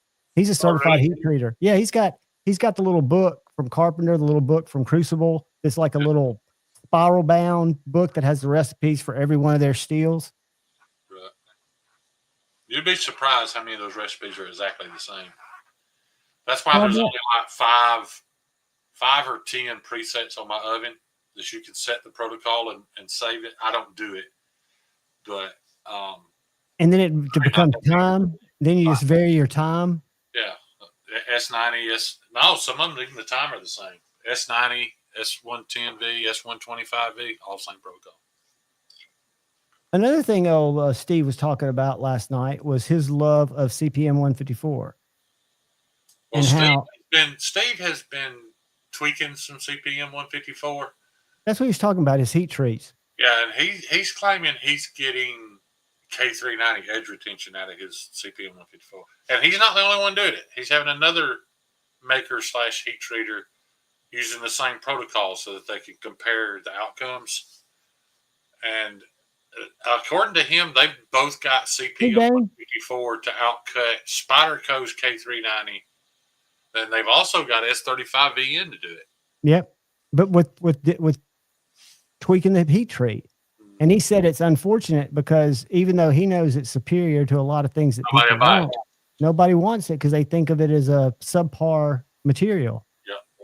Yeah. The issue with CPM 154 too, though, is that it was touted as tough, and it was tough for its time, but it's not a super tough steel. Like, you know, my first one I made, I dropped on the concrete. It broke just from a 4-foot drop. it broke ½ inch off the tip of it. And it was already ground, so it was pretty thin. You know, and that's why I tell people, hey, you know, these aren't hard use knives. If you They're not going to cut through the sidewalk. right, you know, if you want something like that, I can make it. But if you leave it up to me, I'm going to make it where it does what a knife is supposed to do. It cuts really well. Cuts a lot of stuff. Right, really well. But, you know, like Stevie's knife is not, you know, it's not super slicey. It's, you know, he can abuse that thing. But, you know, that's why I'm going to start doing the Heathen and the Homestead in Pro Cut. They don't sell enough that I don't think steel choice is going to matter, but it's still a really good steel. And you'll get to work with it some and kind of find out what it'll do. Yeah, and I'm kind of looking forward to that, dipping it in the oil and watching it catch fire and all that shit. That's I haven't crazy. experienced that yet. We're going to have to I'm get going you. backwards. You know, most people start with carbon steels. So The stainlesses. I'm going back.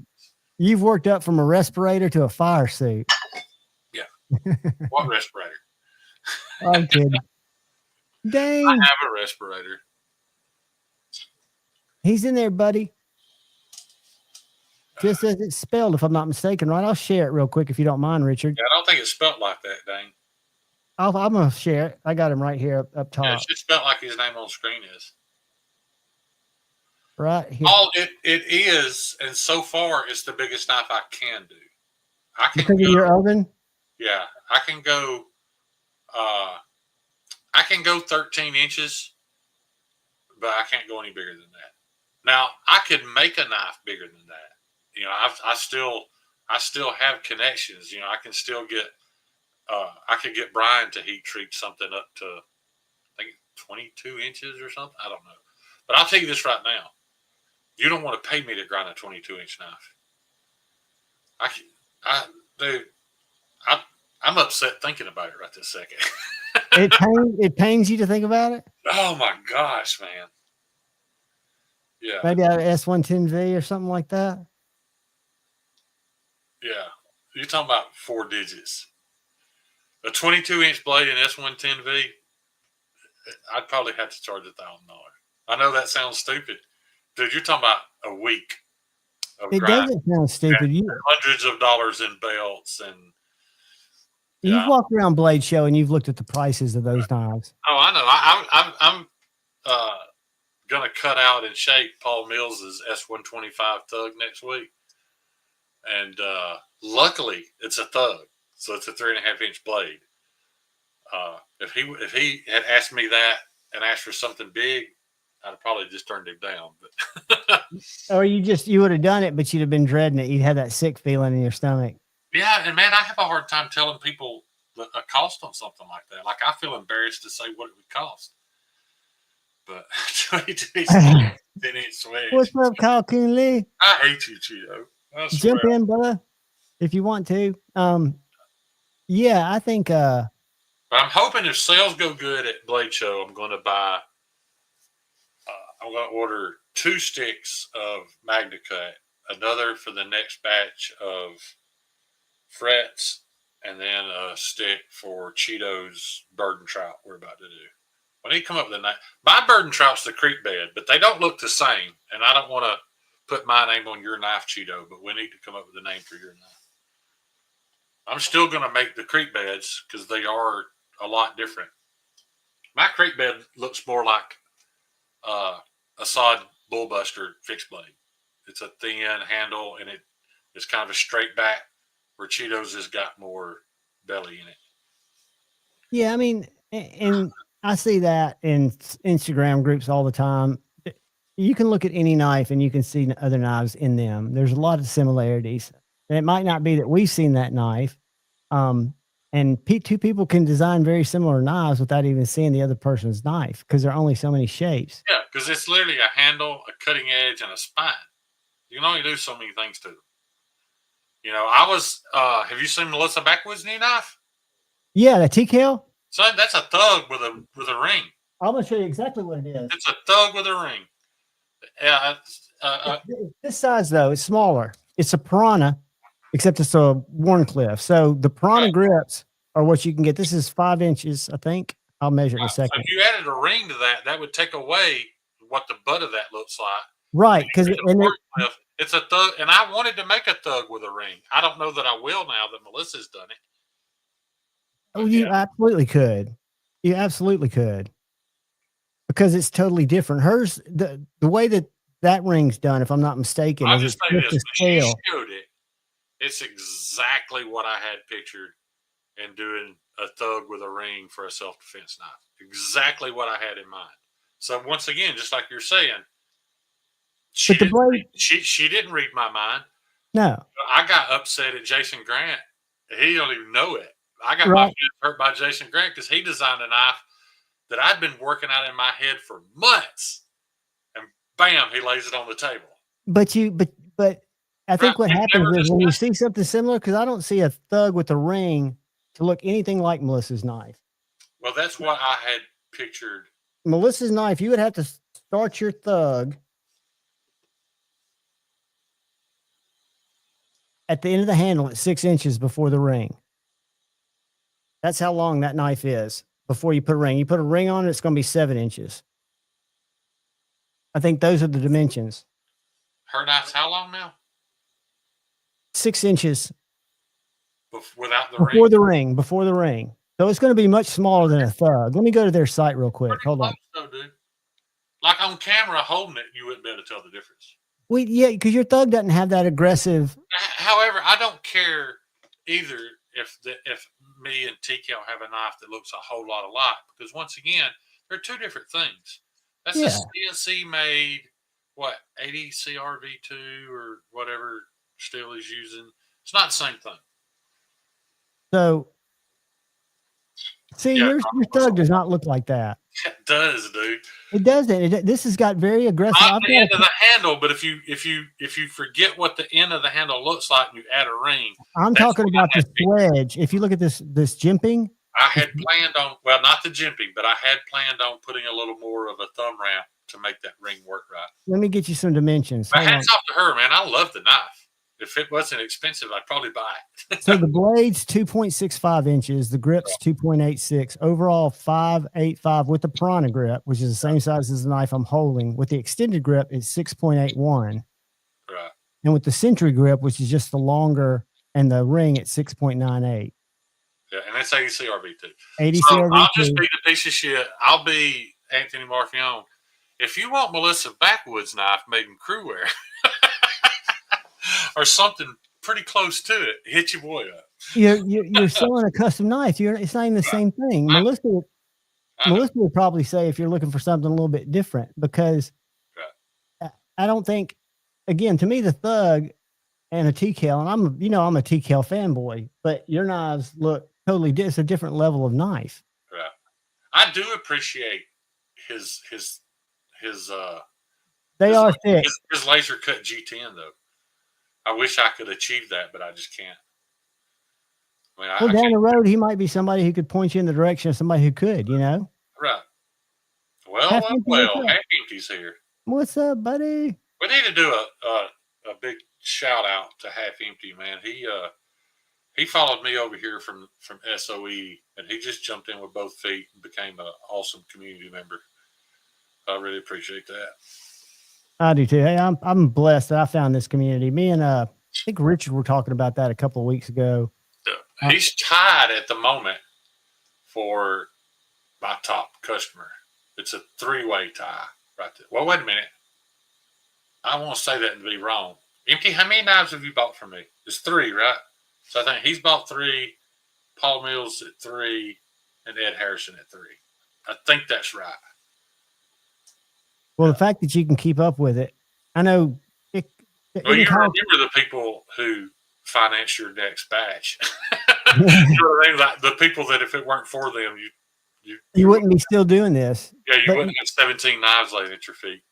But you're getting momentum with every additional sale, which is all you can ask for. I love those people, man, that understand that, the 5th or 6th knife.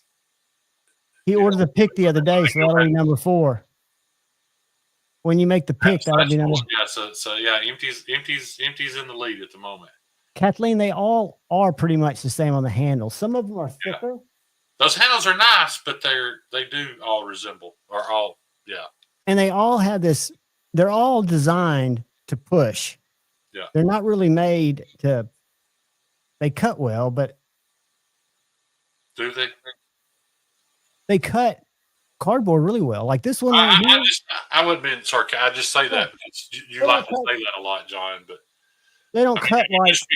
When you just figure in the the physics, there's right. It doesn't have the same knife to cut as well as your fret. Hell no, it's going to be thicker. But like for cutting cardboard, cutting paper, and I'm sure cutting cantaloupes or fleshies. Right. Like if somebody comes a sneaking, you got to leave them leaking. Right. Well, I mean, he kind of based his company though on I think if he could sell only to the government, to the military, right? That's what he wants to do. And that's also my taste in knives. I had to deviate from what I like to make what I can get people to buy. Well, I don't know. I'd be making only heathens at this point if they took off like I wanted them to. I don't think it's just my perception where I used to not know anything about fixed blades and now I kind of live in them. Yeah. Everybody. Vosti dropped 4 different fixed blades on White Mountain Knives site from tiny to probably 7 inches. Kaiser's got more coming out. Kaiser's got one that's double edged, dude. I mean, I don't buy that garbage, man. Don't do me neither. I'm just all I'm saying is the market for small knives, something is leading people like Lynch. Yeah, but the problem is, John, is the Chinese companies are going to flood the market with them until people are sick of them, and then they're going to go away for a couple of years before they come back. That's what I have a problem with. But are the people that are buying? I have a problem with people who are making them, but these companies who are just got the same thumb. Oh, Kyle's got some shit to talk. I know why Kyle's here. I'm just here to hang out. Whatever, dude. Dude, share.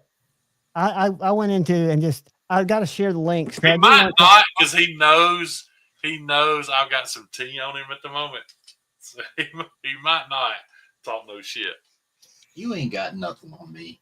I agree with that, Paul. I think it's the sexiest. I think it's one of the sexiest fixed blades. And where else we're going, Shane, is Knives and More sometime between your trip. Oh, we're gonna. Yeah. Rosecraft. The Thug's not going away until it quits selling. I'll say that. Well, when you're a custom maker like you, there's no need to ever discontinue it. Right. Well, and it sell. But isn't it would you say it's your highest seller right now? Oh, yeah. By far. By leaps and bounds. But the design is unique. And it's not that your others aren't. I mean, it's a small knife that looks like it fits you. I've never held one. John, I get it. I just, I hope nobody is mad at me for this, but I just gifted my Work Tough Gear knife to Terry because Terry is a fanatic of Work Tough Gear knives, and I've had one laying here. I literally haven't touched it in a year, so I get it. If I talked all y'all into buying a big heathen, I think everybody would agree. Man, this is a cool, badass looking knife. How much would you actually carry it and use it though? Probably not that much. I understand why the Thug sells better than the heathen. It makes perfect sense. Right. But there's a lot to be said for a big ass knife. There's a whole lot. I did say this, and it's still my plan as of now. This was the one and only batch of Joke Wolves. So for those of you who have them, there won't be any more. And the only reason these exist is because of Paul Mills and Snot Rag. Mostly Paul Mills. Paul Mills is the one that pushed it, and he taught Snot Rag into getting involved. So, yeah. And the rest was history. Let me tell you why I don't want to make any more of them. I feel like an idiot every time I post to Instagram and type in the word Joke Wolf because nobody else knows the story. Everybody's just like, what a stupid name for a knife. Dude, you have to know the story to want the knife. So that's why I'm not going to make it anymore.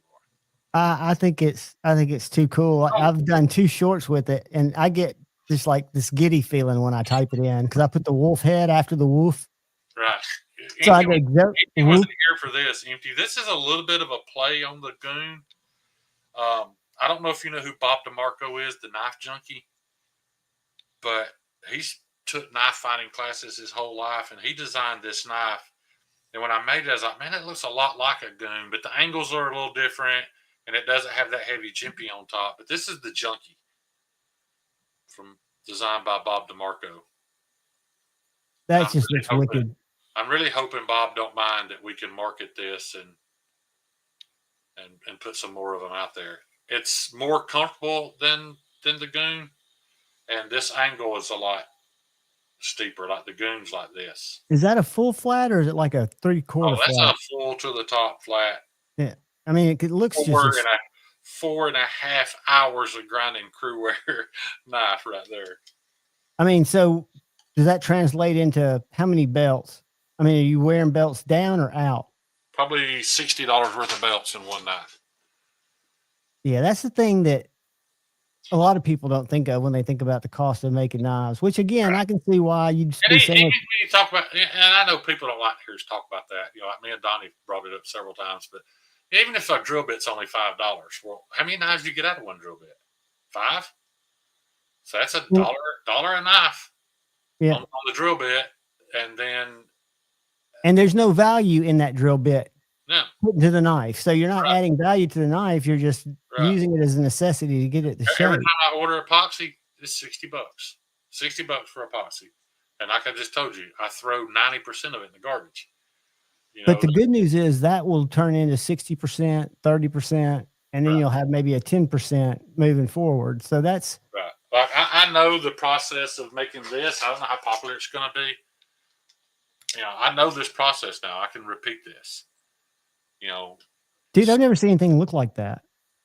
Well, like I said, dude, I was just thinking about my koi on my forearm that I never got colored in, and these are the colors the water would be.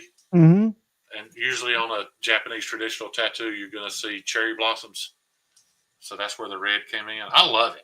I think it's beautiful. Probably my favorite thug. So is the color just epoxy in that aluminum honeycomb? Yeah, because of the honey. See, if I just poured them, the problem with epoxy resin is when you pour it, 2 different colors, they start to bleed into one another. The honeycomb allowed a barrier. So I literally poured each hole one at a time. Which color I want. Well, actually, I just poured a line of the blue, then a line of the dark. Yeah. So the honeycomb allowed the colors to stay. Now, I've recently found out there's a different epoxy I can use. It's not epoxy, it's polyurethane resin. The polyurethane resin still bonds together, but it doesn't mix. Well, Paul, we can make that happen on your S125V thug. So you don't have to spend $80 on a piece of carbon fiber. Jeffrey Dawson's got a solution for you. Yeah. Buy a forge and turn those old drill bits into blade steel. Problem solved.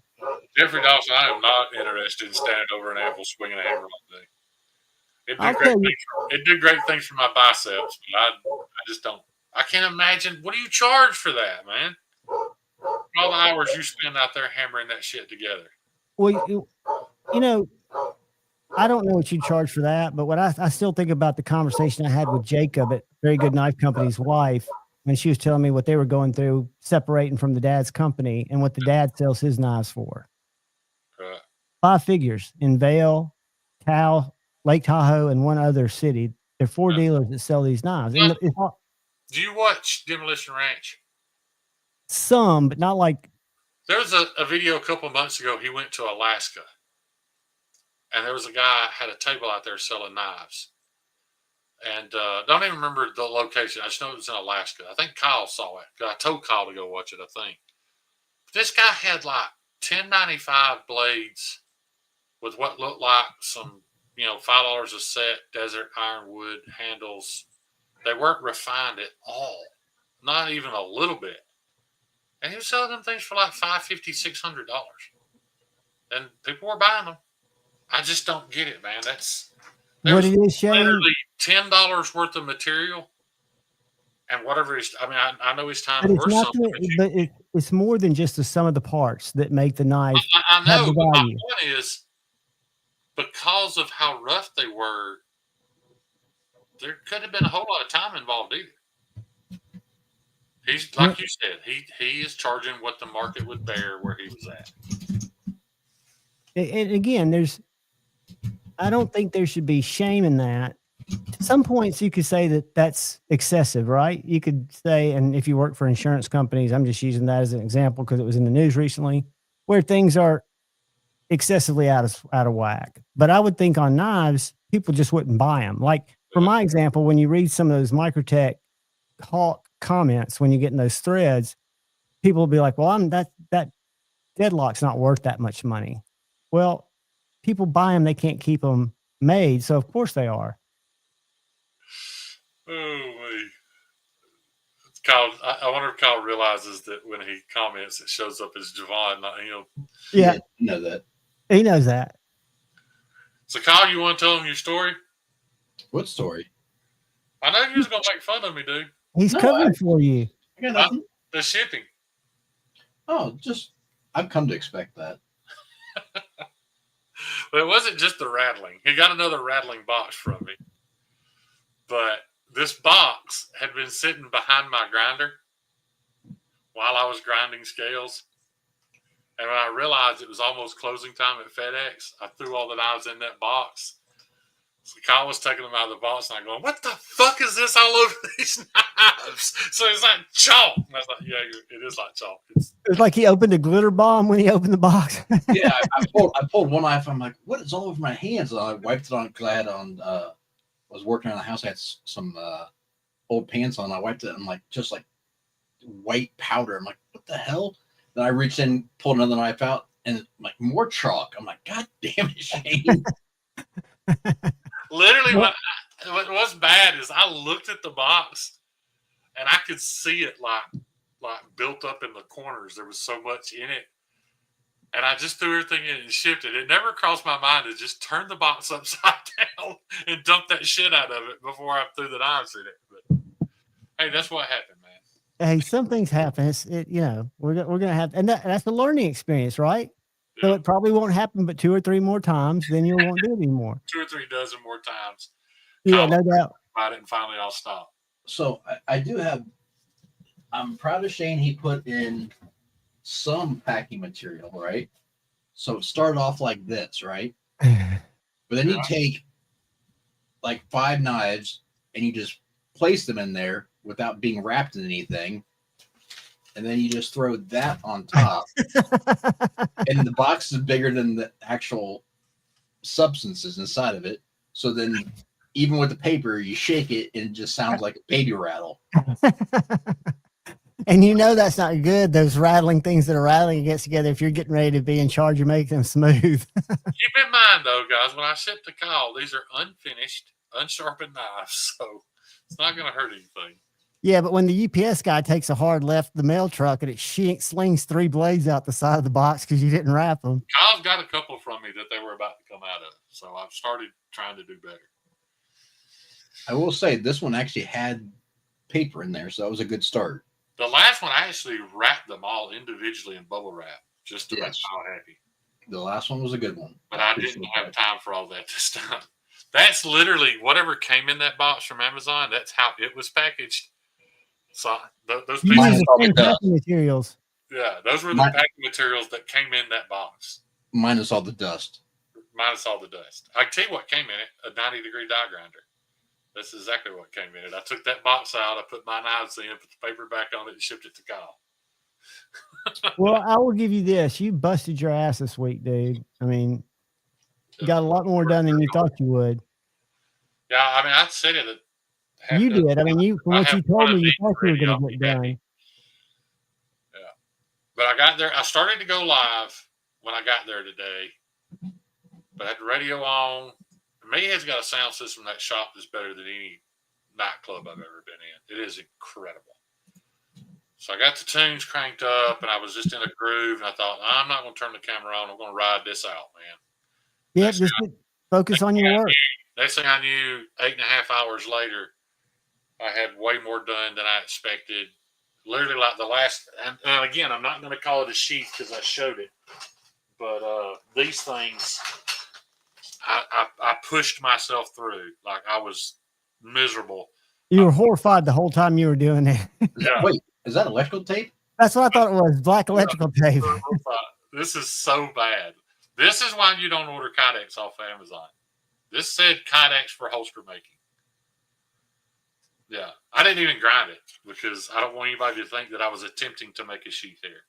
This is just a protective. That's a blade cover. It's just a blade cover so that you don't hurt yourself when you get it home, or so it don't cut through the box when you ship it to Terry. Exactly right. Exactly right. I did see or hear you guys talking about the thug with a ring on it. Yeah. Like Melissa's. The only advantage you would have, Shane, if you did make that, would be you would be a better hand model. That is true. That is true. I didn't think about that. But what's weird was the timing, because when I discovered this guy, the first thing I thought is, oh, if he can plasma cut them, I can finally do a thug with a ring. And like 3 or 4 days later, Melissa Backwoods releases that knife. But it's a tiny knife. I mean, literally, it's I know. a piano.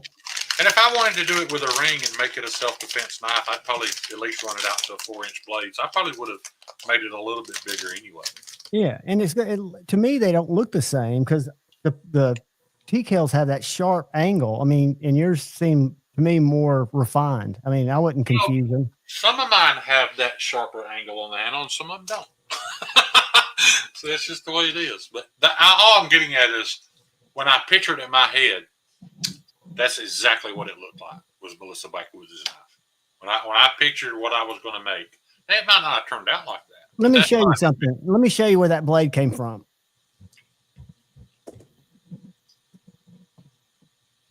I wasn't going to out you, Shane. I know. But you know, I'm self-degradating, so I don't mind.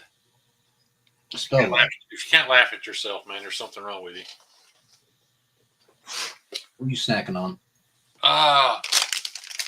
Cinnamon gummy bears Nice. from Cracker Barrel. They are not worth $2.95 a pack. Well, it's actually 3 packs for $6. But I got I went with it was me and my daughter and her 2 kids, so me and my grandkids. And I got them each a pack of what they wanted, and this is what I grabbed. They are pretty tasty. They're not overly hot. Does that look familiar? Yeah. That's the TKL Warncliffe. That's the TKL Warncliffe blade. That doesn't have a ring. Right. But that's exactly what I had pictured in my mind I was going to make. But every one of these, I wouldn't have saber ground it because that's fucking lazy. It's safer. Right. Well, that's what I'm saying. Yours is not going to be the same because all of Melissa's is not that unique when you see this. Yeah. I would rather, and that's probably thick too, isn't it? Yeah. Most of those are. Yeah. So I'm just talking about a 1/8-inch blade, full flat ground. That's plenty thick enough, dude. Here's the thing: how many times are you gonna stab somebody? And do you think you're getting that knife back if you do stab somebody? Whether it I'm not leaving fingerprints. You're not getting the knife back. That's gonna be in the locker somewhere. Yeah, that's the point. Like when it comes to those, in the bottom of the lake. When it comes to those type of knives, like a last ditch knife or a get off me knife, I don't care what steel it's in. I don't care any of that stuff. Its only use is one time, and it's going to be that's it. Hey, John Wick killed 3 people with a pencil in a bar. Half empty, yes. There's going to be one with a ring. Yeah, so probably just one batch because tactical knives don't sell extremely well. But when it comes to those type of knives, it doesn't matter what it's one purpose only. Yeah. It's not cutting anything else. Hopefully the ones with the ring will be hologram. You know what would be cool? Hopefully thugs going forward will be hologram. What if you added something like that to the ring? Where you can punch with it? That's kind of cheesy. It's not that it's cheesy. Where do you carry it? And is that going to poke me in my fat roll? And do you want to break your hand? Yeah, well, it is a little tight on your pinky. This is called your pinky. I probably can't get my pinky in it, so it'd be a way. This is a Servant Knives. He doesn't make knives anymore. And he said in his Instagram post, I don't remember what his personal page is, that he was going to start again. But I got you down for one empty. I got you down for the first one, buddy. It's going to be a little bigger than your thug too, because I'm going to stretch the blade out to about 4 inches. Because I think 4 inches. I don't completely understand a 3.5 inch self defense knife. Shane needs to set up a Shanesel plan, like Sezzle, but Shanesel. Yeah, because what happens if you get in a 7-Eleven Slurpee fight with a guy my size? That 3.5 inch blade, it's gonna hurt, but you ain't gonna reach nothing. Yeah, no, but you got the close. point is you're going to be up close and personal doing that kind of work. It doesn't matter what the length of it is. Yeah, if I'm gonna do that, I just take the prick. I know, and this is my little last ditch guy, and it's got a little stabby blade, but I can get fingers on there, and you're not dropping it. And this is going to be easy. Then it's easy to put in waistband, offside, carry, grab, and that this only has one purpose: to get someone off of me to get to something else. He's talking about 4.5. I don't think he was here when I showed this. Empty, have you seen the Thug Double XL? I've only made one. It was a special order. I wait till he answers. Have you seen it? Because I'll show you a comparison. There's a Thug. There's a Thug Double XL. I love that thing, dude. That thing looks wicked. I think it's slicey. Yeah. I keep forgetting you've already sharpened it. This is going to be the one that cuts me. And that's not the one you want to cut you. Oh, I know. It's a laser beam. Yeah. You can't see it anymore, but I had a cut right here where that little Joke Wolf fell out of my hand when I was trying to do a short and I couldn't see it through my camera. Yeah. Hey, Ron Crow said, is his prick getting close to being on the way? I'm shipping tomorrow. I was supposed to already, but every time I've gone to the shop, I've been there so late FedEx was closed. So yes, it is shipping tomorrow. All I'm doing tomorrow is getting things acid etched, the scales on that knife finished, and shipping it's not just yours. I got to ship yours. I got to ship Cheeto stuff. I got to ship Aiden's knife. I'll knock all that out tomorrow. Nice. I will say there's one thing about that prick that I don't like, and I haven't had a chance to do any research on how to fix it. But when people do those paracord wraps, they usually coat the paracord or dip it in resin so that it sets up hard. Mm-hmm. And I did that, but I don't like the fact that it's shiny. Patina's going to be so Nothing I can mad do at you. about it. Huh? So Patina's going to be so pissed at you. Why? Because he's always saying, I sent him a video of how to do that. No, he sent me a video on doing a jute wrap. This is 550 paracord. And do they not make the material in a matte or a gloss? Or it's not the materials the problem. It's the epoxy makes it shiny. Well, that's what I mean. Do they not make a flat epoxy? I don't know. Can you scuff it? That I got to find out. Well, I'm afraid if I do, I'll tear into the cord. The cord, you'll take the finish off. It's just kind of something I'm new at. So we could lightly scuff it with, 400 or something. Kathleen, I think what you would do, Kyle, is dip it a couple of times and then blast it to take the sheen off. Would it be super cheesy to use Plasti Dip? Yes. For a last Plasti Dip, usually you can, like if you cut it or tear it, you can peel it off. And you can dip it again, but yeah. I know it's not the best.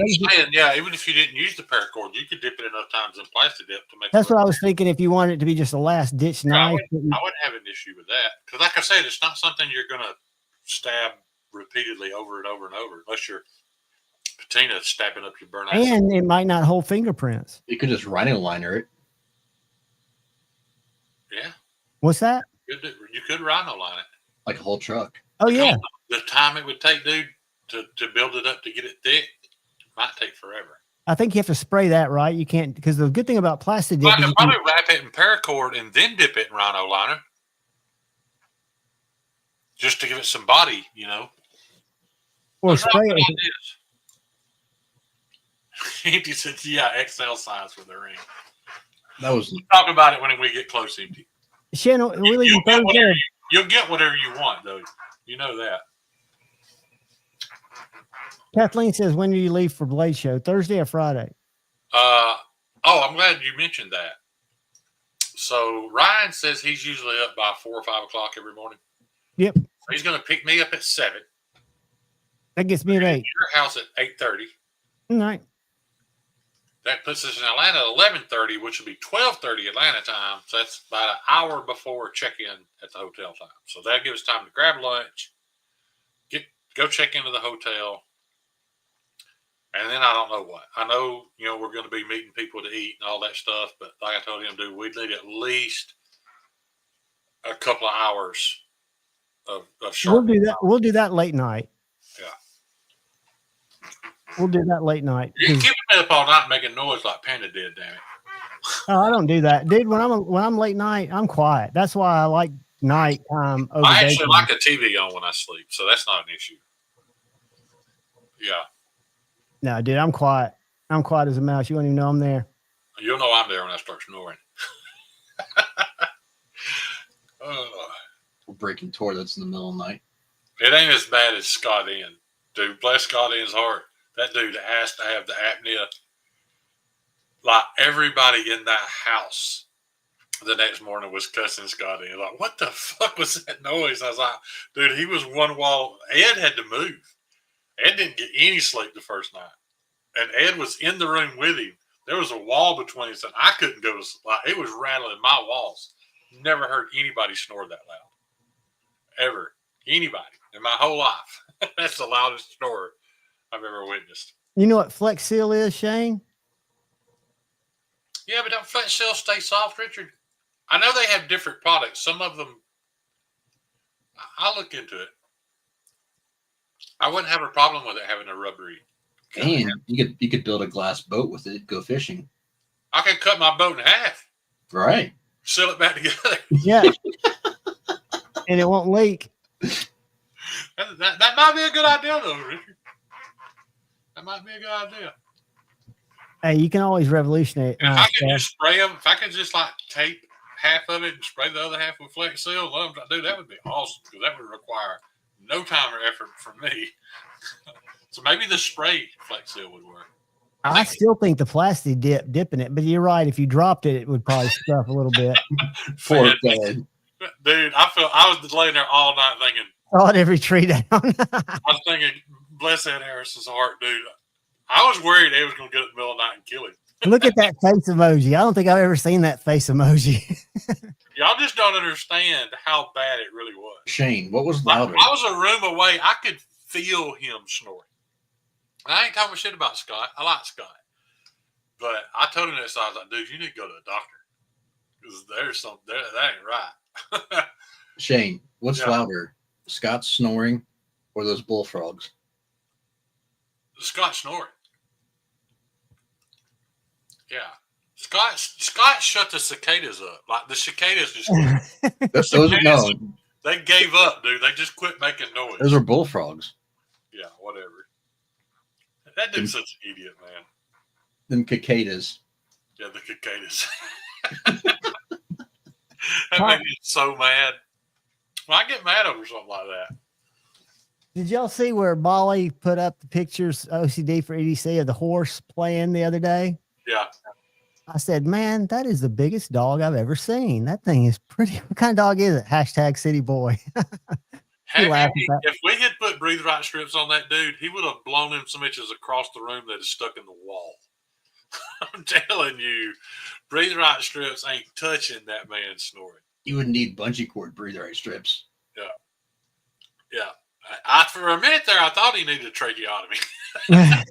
Well, yeah, for a minute there, you thought somebody was going to give him one. Yeah. Oh, yeah, dude. The fact that Ed stayed, didn't get violent is dude, I don't know how any human being's nerves could handle that.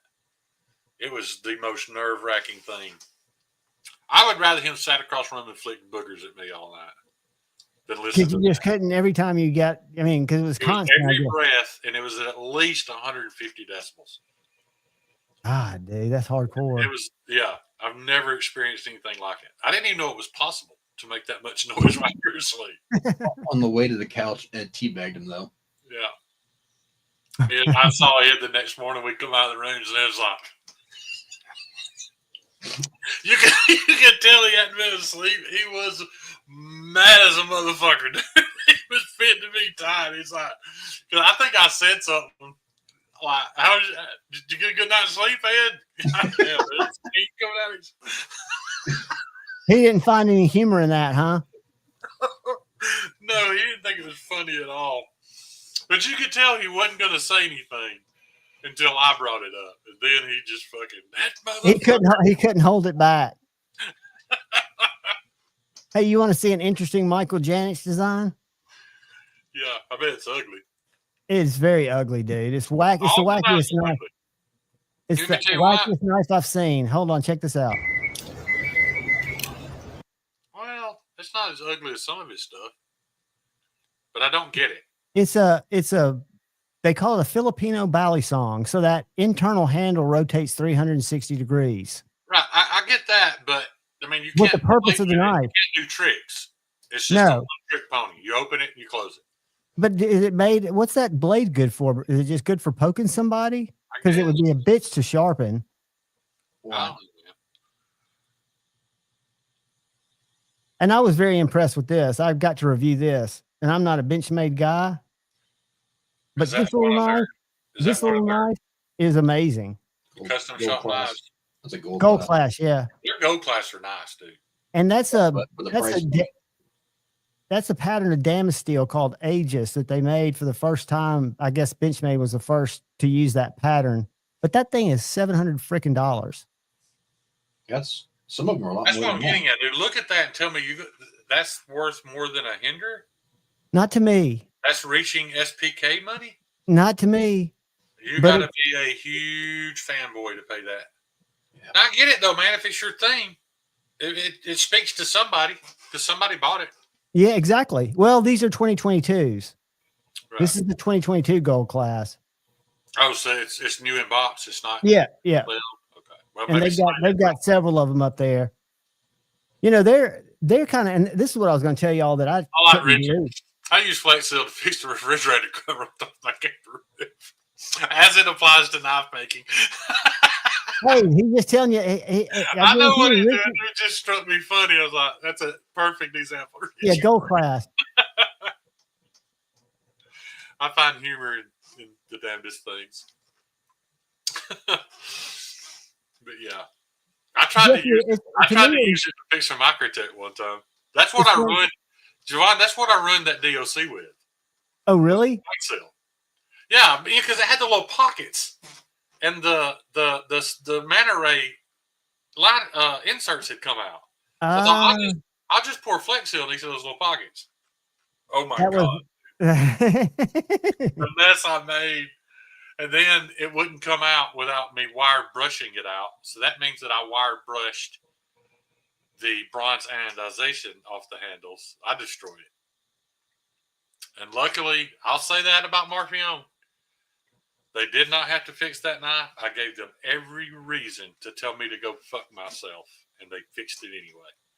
So, hey, that's one thing I thought that Benchmade had some value, and I was in a chat and I forgot who said it, or maybe I was on the phone with somebody that had a terrible customer service experience with Benchmade. My thing with Benchmade is you can't tout your warranty and then say, "Oh, but if we have to replace the blade, it's going to be $100." I didn't know that was part of it. Yeah, if the blade needs replaced, you have to pay for it. That's what else would you? Warranty in the business. No, because the blade's the part. Well, okay, hey, Ron got the gloss off this trick. All right. I know some girls that can do that too, but I'm not to shine right off that thing. But Ron's you do what you want with your prick, Ron, and remember the prick is still kind of a prototype. I'm still learning. What's funny is I've got that Marlboro Handcraft little prick is what he calls it. It looks totally different, but it's called the little prick. And every time I try to post it to Instagram, Instagram gives me a warning that I have questionable language. Yeah.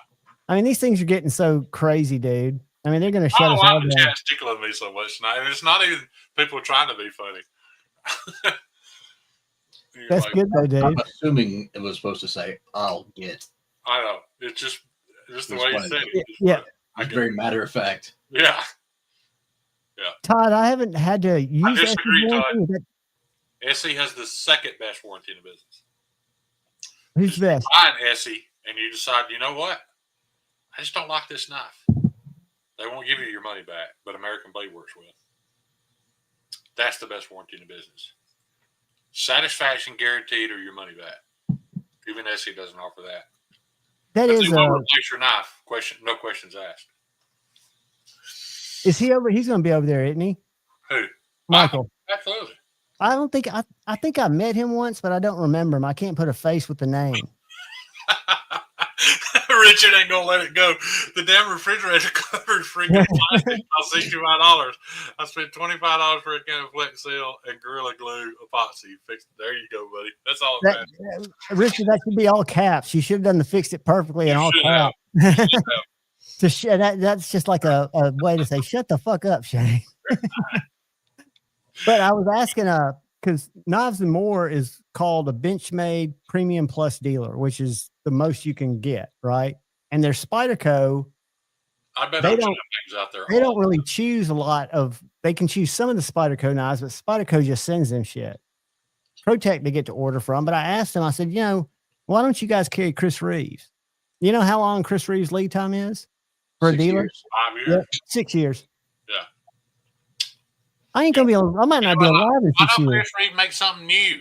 They're fucking 6 years behind on Yeah, the why would you? knife they've been making for 20 years. Why would you retool your entire shop Yeah, to make something new? When you're selling so much of it, I mean, it's That is the best example of how out of touch we are as this little tiny knife community and the knife industry. We are that out of touch that we think Chris Reeves should make something different. Yeah. For us, yeah, that's if you think about it, that is a very. Have you seen Tim Reeves' $5,000 handmade Italian leather shoes? That motherfucker don't need to make nothing. No, he could go to the house. Right now. Just go to the house. Peace out, y'all. Supply and demand. You don't have to sit there and innovate every single month. Right. You don't have to have 30 new knives dropping from a company. You don't have to be Vosteed and Kaiser and watch the YouTube and did you see Beeze's video? And figure out, the piss scales are popular this month. Let's release everything in piss until it stops selling. Then we'll watch another video and decide what we're making next. Richard just a regular Bob Vila down there in the swamp. Hey, you got to make it happen. Hey, if you're going to live in a camper, you better be resourceful. Because you out in the middle of nowhere, something starts leaking or breaks, you better be able to fix some shit. Oh man, they're you follow their do you follow Triple their A replacing the refrigerator covers, Kyle? I can't say what my dad would say. Yeah. Todd Carr, I agree. 10 million%, dude. That's what I'm saying. Even if they want to stick with carbon, if they go to ProCut and it's got 5 to 6 times the edge retention, even if it loses a little toughness, I'll stand behind that 1,000%, man. But at this point, once again, they could have just went to Nitro V and doubled the edge retention and increased the toughness. It just doesn't make sense. I want to see some Nitro X7. But once again, the people that own those companies have more money than we will ever make in our entire lives and could care less what we think they should do. Yeah, I mean, it's the same thing like Rick Hinder. I saw a video of him earlier this week. He's in a fucking horse barn brushing a fucking black horse that's probably $200,000. Talking about Blade Show, right? So I don't think he's worried about his HRC.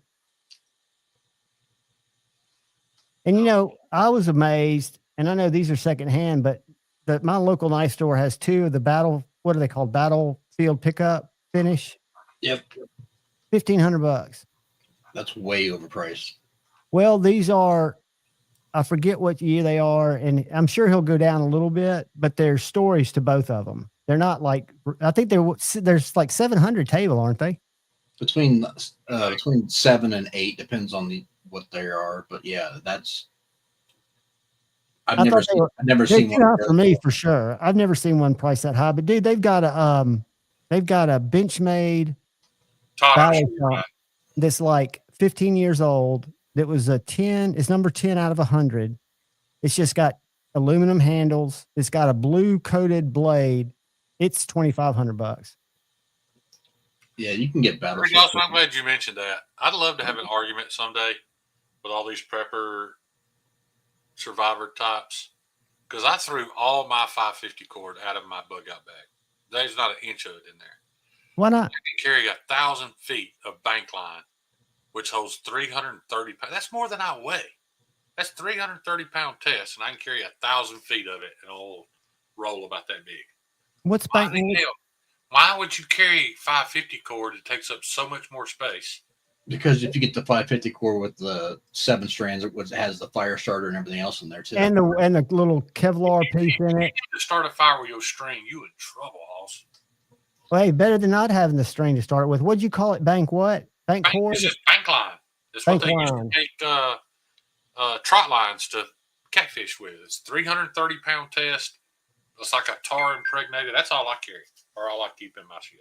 Dawson, I've heard that they take it up to 61, 62, but I've not seen any come in like that yet, and I'm still holding my breath on that until I see results.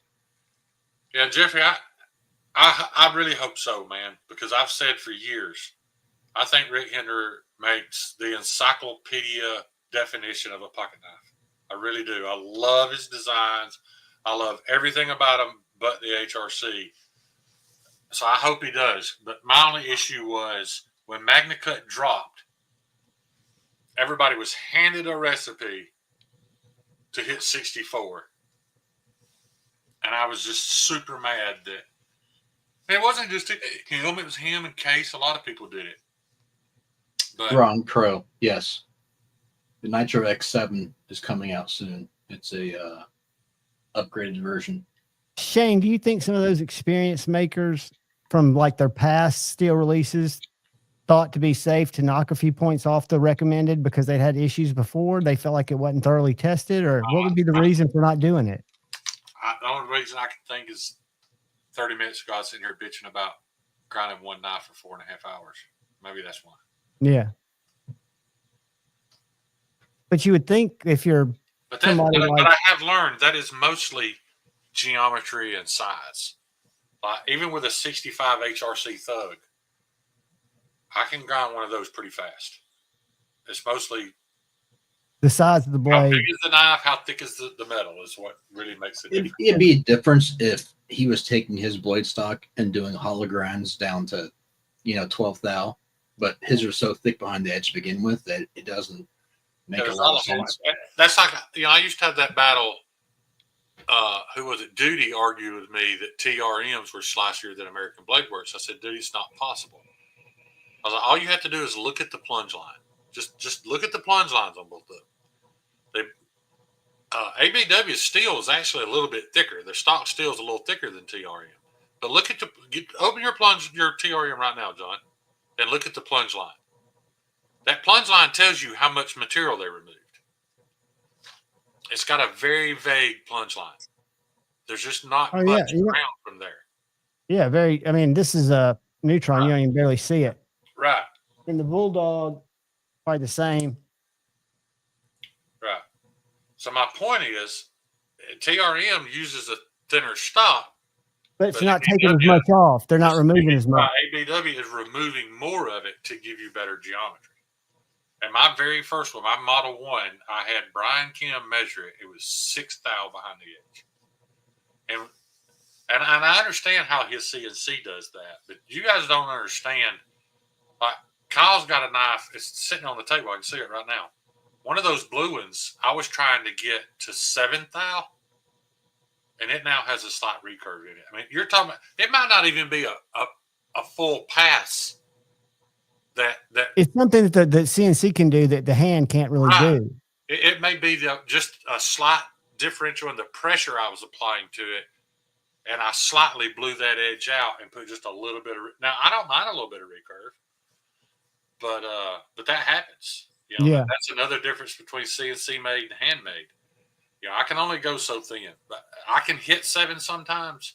But if I do, dude, I set that son bitch down. I don't touch it again because I know I'm one pass away from blowing the edge out. That's true, Jeffrey. I can see that too. And again, if you've been up to your knees in the knife industry doing things that were working well, Right. you know, and I'm sure. Well, let me ask y'all this: what would you do if you found out right now that every Magna Cut knife you own is actually S35? I mean, I'm sure you'd be mad, but the point is, did you know? Like, how many of us have used it enough to go, man, it's Magna Cut just don't hold as long as they said it did? So the one thing I will say to that, though, I'd have known that. No way of just knowing. as a take the other side on it, Dawson, is I agree that they were probably stuck in their ways, but that doesn't give them any pass because they haven't been doing 20 CB well either. So it's not like they've got a track record of doing heat treats well. Or M390 or right. Any of those other variants. S45 Are we talking about heater again? Yeah, S45 is the first time they've actually started doing things. If I was going to buy one, it'd be S45. And they're like being fireman made knives that are supposed to be big and thick. There's no advantage at running it lower, right? For toughness over edge retention, if that's what you're after.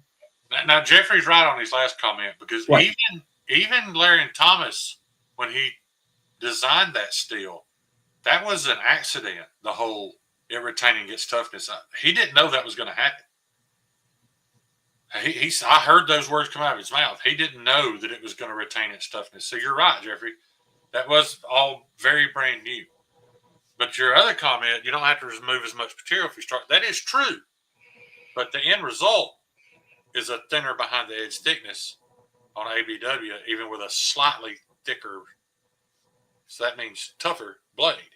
So you got a tougher blade with better geometry.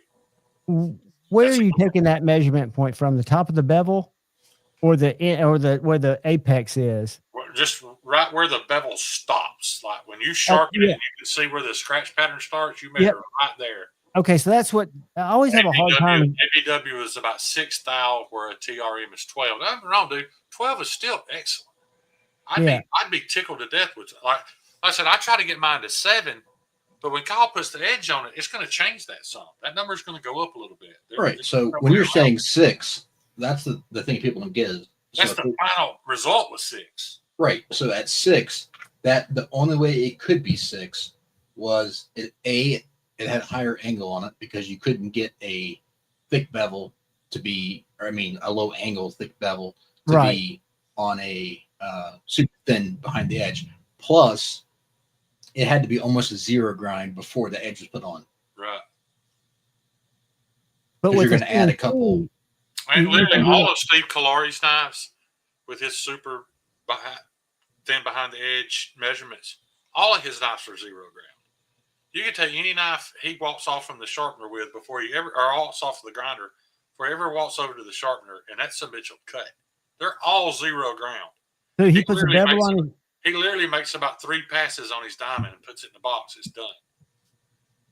Because he grinds them that thin. But he's been doing it longer than me, so he can do that without blowing out the edge bevel. So when you get to a 0 grind and you put a bevel on it, wouldn't that be super, super weak, or does that make it stronger a little bit? Putting that 15-degree bevel on it does add a little bit of strength back to that 0 edge. Well, the 0 edge would roll. But once again, if you ask Steve that, it just make you mad. He's like, he doesn't care about strong. He cares about slicey. He wants it to cut. Yeah. Now, if he can make something that cuts and it turns out it's still got some toughness to it too, well, that's great. Well, and a lot of his knives too, and other makers that design chef knives and things like that, you're running them to that 0 grind to the point where they'll cut and cut through all types of material without even being sharpened. My Steve Kalari chef knife right now don't have an edge on it at all, and it never will. He sharpened it for me when I took it, but it's just W2, so it didn't hold the edge very long. But it doesn't need an edge. And Todd Carr, you brought up a very good point. That is the only legitimate argument. it is thicker at the spine, which means that in some materials, that slightly thicker spine is going to cause it not to cut quite as well.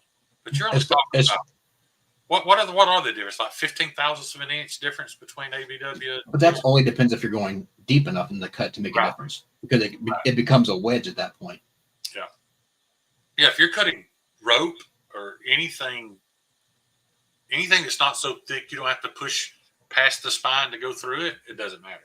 Right. Yeah, I think I get that too, Jeffrey. I mean, he again, a lot like, we're not sitting here bashing TKL. We don't even know what his HRCs are. He's not even using hanging steels. He did design these knives for firemen, police, military, all that stuff. It all makes perfectly good sense. My only point was, if you did one model, if you did the slicer at a higher HRC, those books would never get filled. I mean, they would never get fulfilled. People would stand in line to buy it. You'd have a forever product that you'd never be able to get caught up on. See, and that's weird thing is I've never had issues with 20 CV. I was taking it back. Never had issues with M390 being chippy if it's done, or 20 CV if it's done well. But unfortunately, it's run under so many times that it gets horrible. I've had there's one company that I'm not gonna put on blast, but their 20 CV.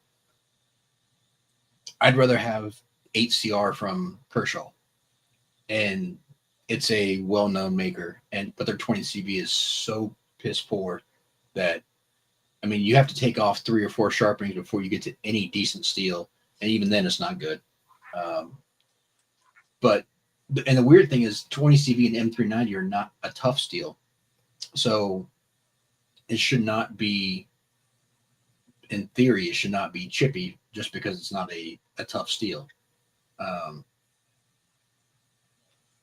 And so, yeah, that's bringing up another point, Kyle. If you're saying, well, he runs a little softer because those are hard use knives, then why are you using such a weak steel or a fragile steel?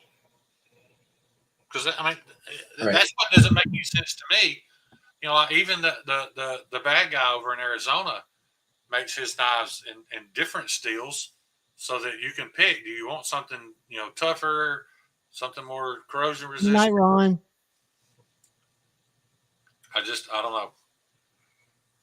But once again, he's in his last video. He's standing there brushing his racehorse.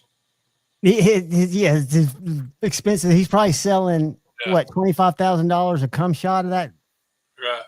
So according to the TKL website, their 80 CRV2 is 0.165 thick, 60 HRC with dual temper and deep chirogenics. Nickel boron T1C plate with recon distress finish, 80 plus HRC. I don't know what that means. And let me tell you this too. Any knife company that tries to brag to you that their knife is harder because of the coating, if it's got coating on the fucking cutting edge, you got a problem. Yeah, it's not going to be on the cutting edge. Bullshit flex ever. Does it affect the HRC tester result? Yes. Right. I think that's all he's saying. Absolutely not. Because he distinguishes between the HRC at 60, and then in parentheses he just has that finish, I guess, on the blade itself, will resist stuff. I don't know. Well, the dual temper and cryo doesn't. That's not a flex when that's protocol.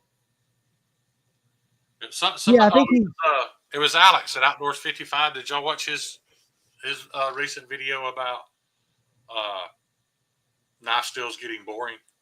No. It's a really good video. It's pretty short too, but he's just talking about the video's about Magna Max, and he's like, guys, we are really on the verge of doing away with all these different steels. The different steels. It's like if you've got Magnamax that is going to be corrosion resistant and have K390 edge retention, and then he's coming out with another Magna something that's supposed to be super, super tough.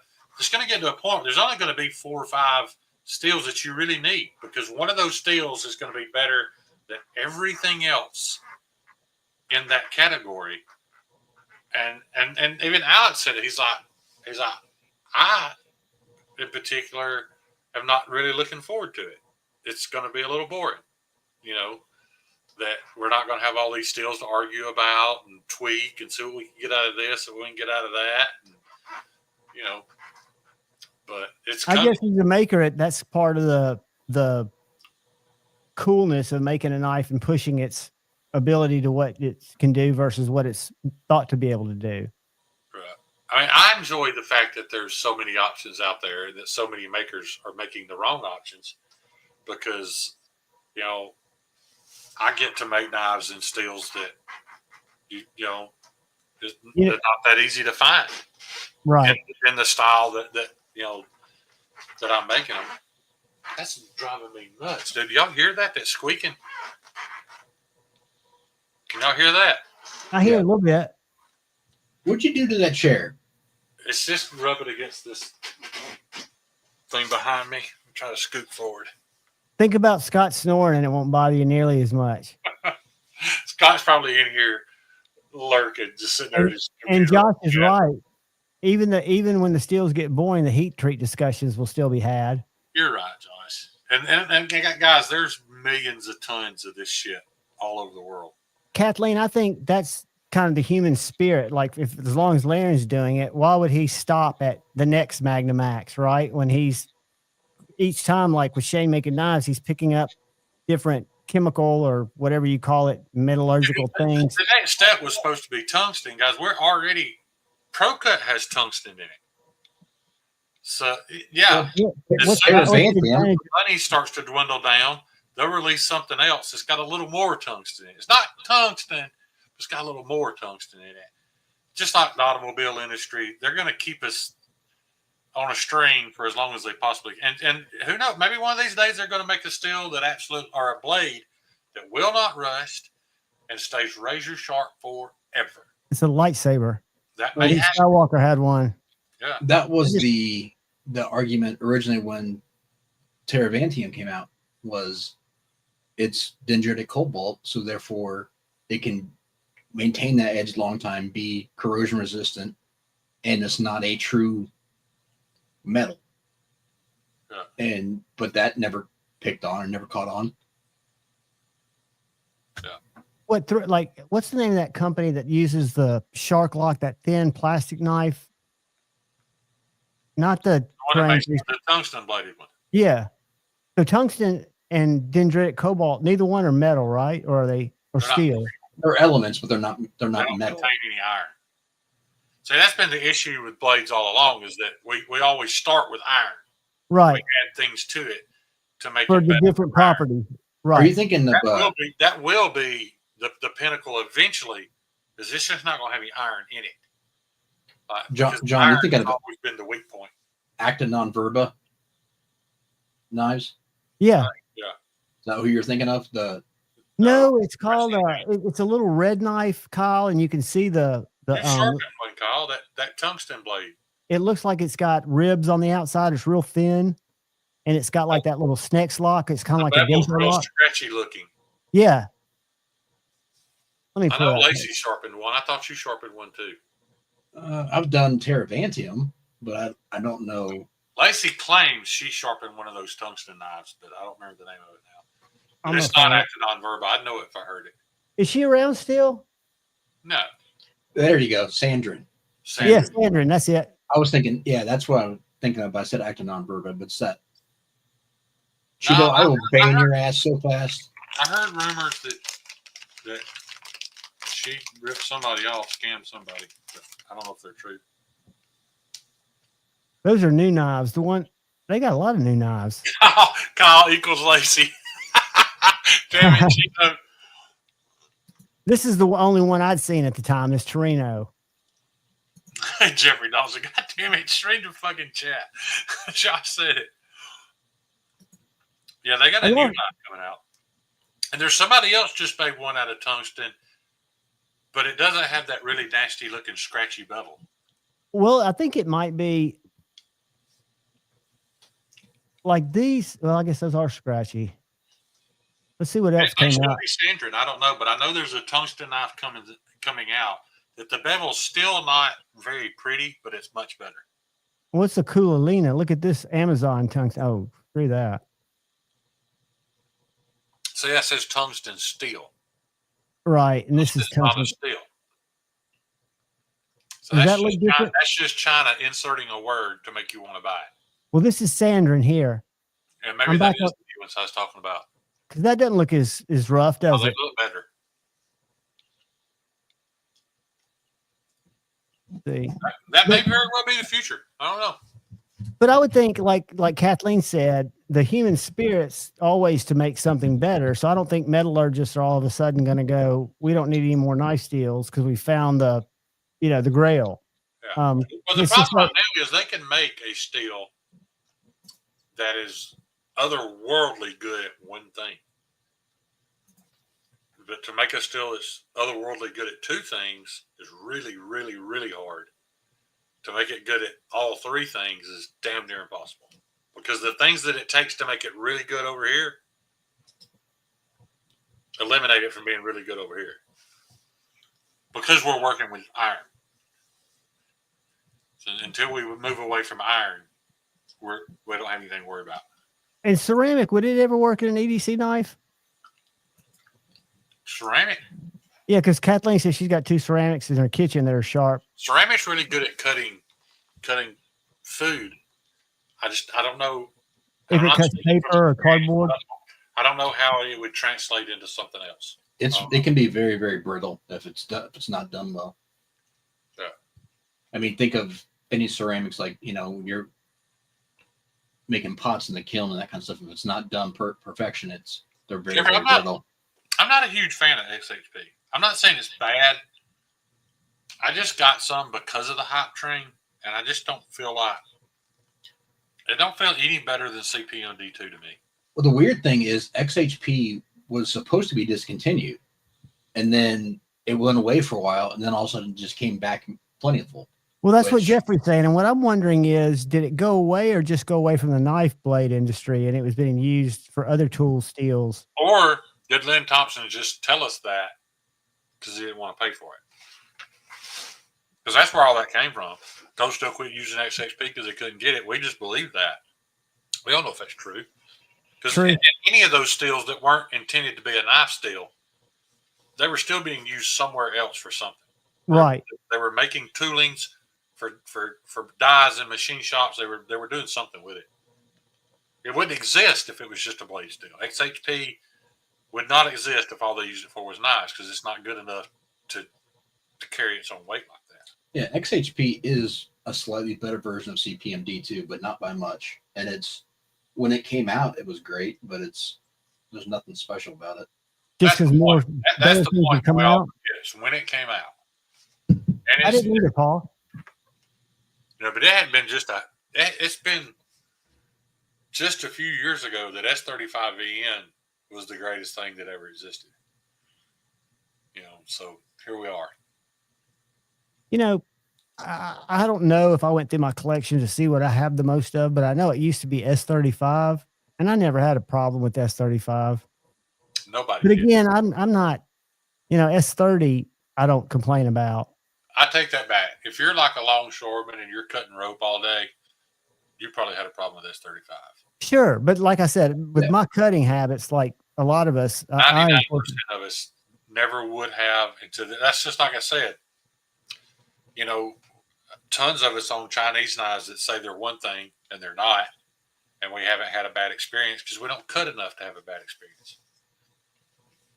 Yeah, that is interesting, Jeffrey. I didn't know that, Jeffrey. I thought that as well too, but I wasn't 100% sure. So, but yeah, I had heard that it was not just from Lynn, but. And I agree with you. It's odd that they didn't give us a reason why all of a sudden it's widely available. I wonder if it had something to do with shortages from the supply chain breakup or something. That was almost 2 years ago, Dawson. Which would have been coming out of the pandemic, right? When the supply chains were messed up. I don't know if we get any elements from other areas to make. That was over 4 years ago. We don't there is no vanadium on this continent. So all super steels that contain vanadium, they come from 2 places. It's either slave labor mined in Africa or it's slave labor mined in China. Where would I rather it be? So any super steel knife you own We should feel guilty. And was mined honestly, under a whip. And 5, 8-year-old. Yeah. a lot of those mines in But that's not our problem. We're not the ones over here doing that. So don't feel guilty about it. And it's going to be mined whether you buy a Spyderco in K390 or not. A lot of those mines in Africa are now being operated by the CCP too, though. Yeah. Kathleen, they've used more than one steel. The best that the Swiss Army knife, Victorinox. If I was going to buy a Victorinox, I'd want it with the 12C 2017. That's their best steel. And it is a great steel for what a Swiss Army knife is designed to do. But they use some of that other 4-digit. Is it 4116? Or I don't remember what it is. But they've never been very forthcoming about what blade steels are on what knives. Yeah, I thought it was always stainless. Let's see what it. I know they've used some 12C. Maybe it's some 14. I don't know, but I know they used some 12C here and there. But I don't think they ever went up to 14. I think it was always 12C or cheaper stainless. Let's go to one of their more expensive ones and see if it says. That's something I used to have, and I think I've still got it up in my bag. Water, dude. These cinnamon gummies are starting to heat me up a little bit. I'll be right back. I want to wait. What does it say?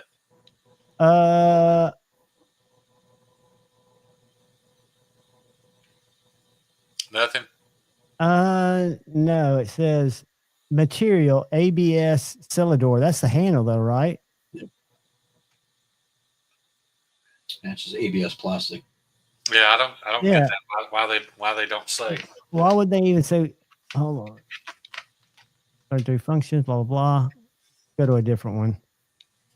And they got pop-ups on every page. I mean, that's just their web designer should be fucking fired. I'm sorry. That'll get somebody to bounce off a website quicker. Let's go to a large one. Hold on. No, that's not help me. Oh, Dawson, you picked up one of the ceramic mules. Those are cool. Oh, they did a mule in ceramic? Yeah, it was a ceramic variant. Yeah. Let's see if the ALOX has a blade steel.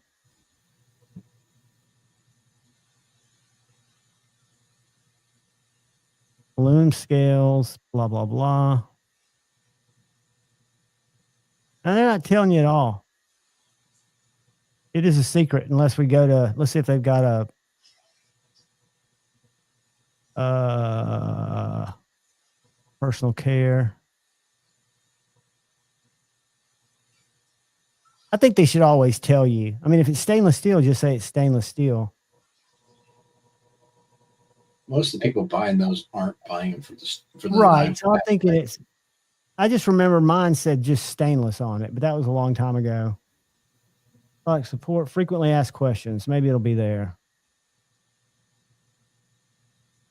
Concerns, customers count, general questions. I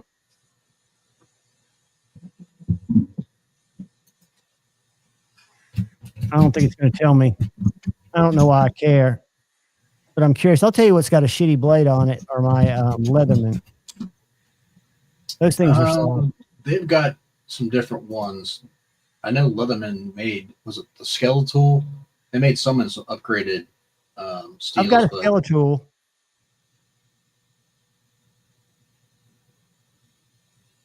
It doesn't say. Looks like a lot of these, the Swiss armies are X55 CRMO14 or the 1.4110. That's what for the wood saw, scissors, nail files, HRC at 53.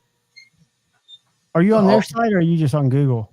I'm on Blade Forums. Yeah. Okay. You can share it. It's just random people talking about things. It wasn't like a 440C. A major poster.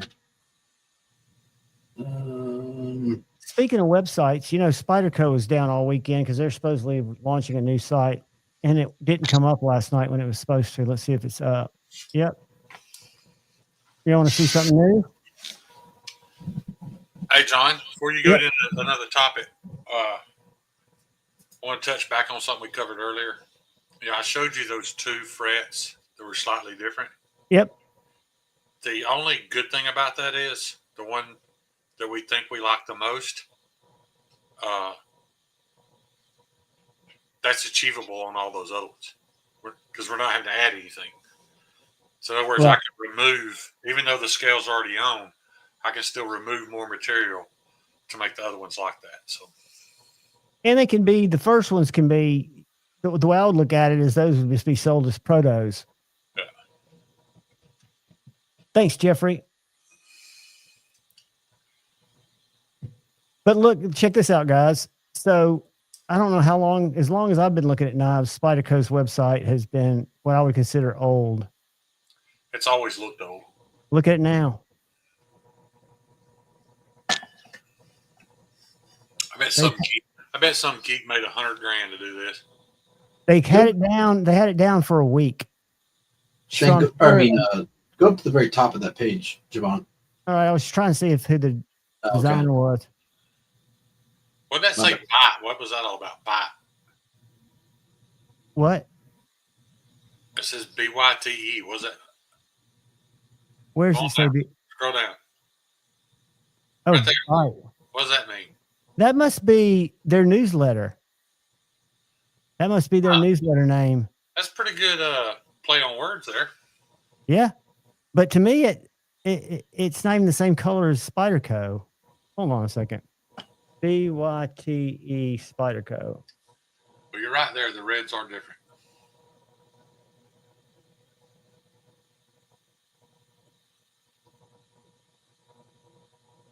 Not found. The page you're looking for. Look, they've got a Byte Manix, a Byte Putico. It says Byte like a whole different line.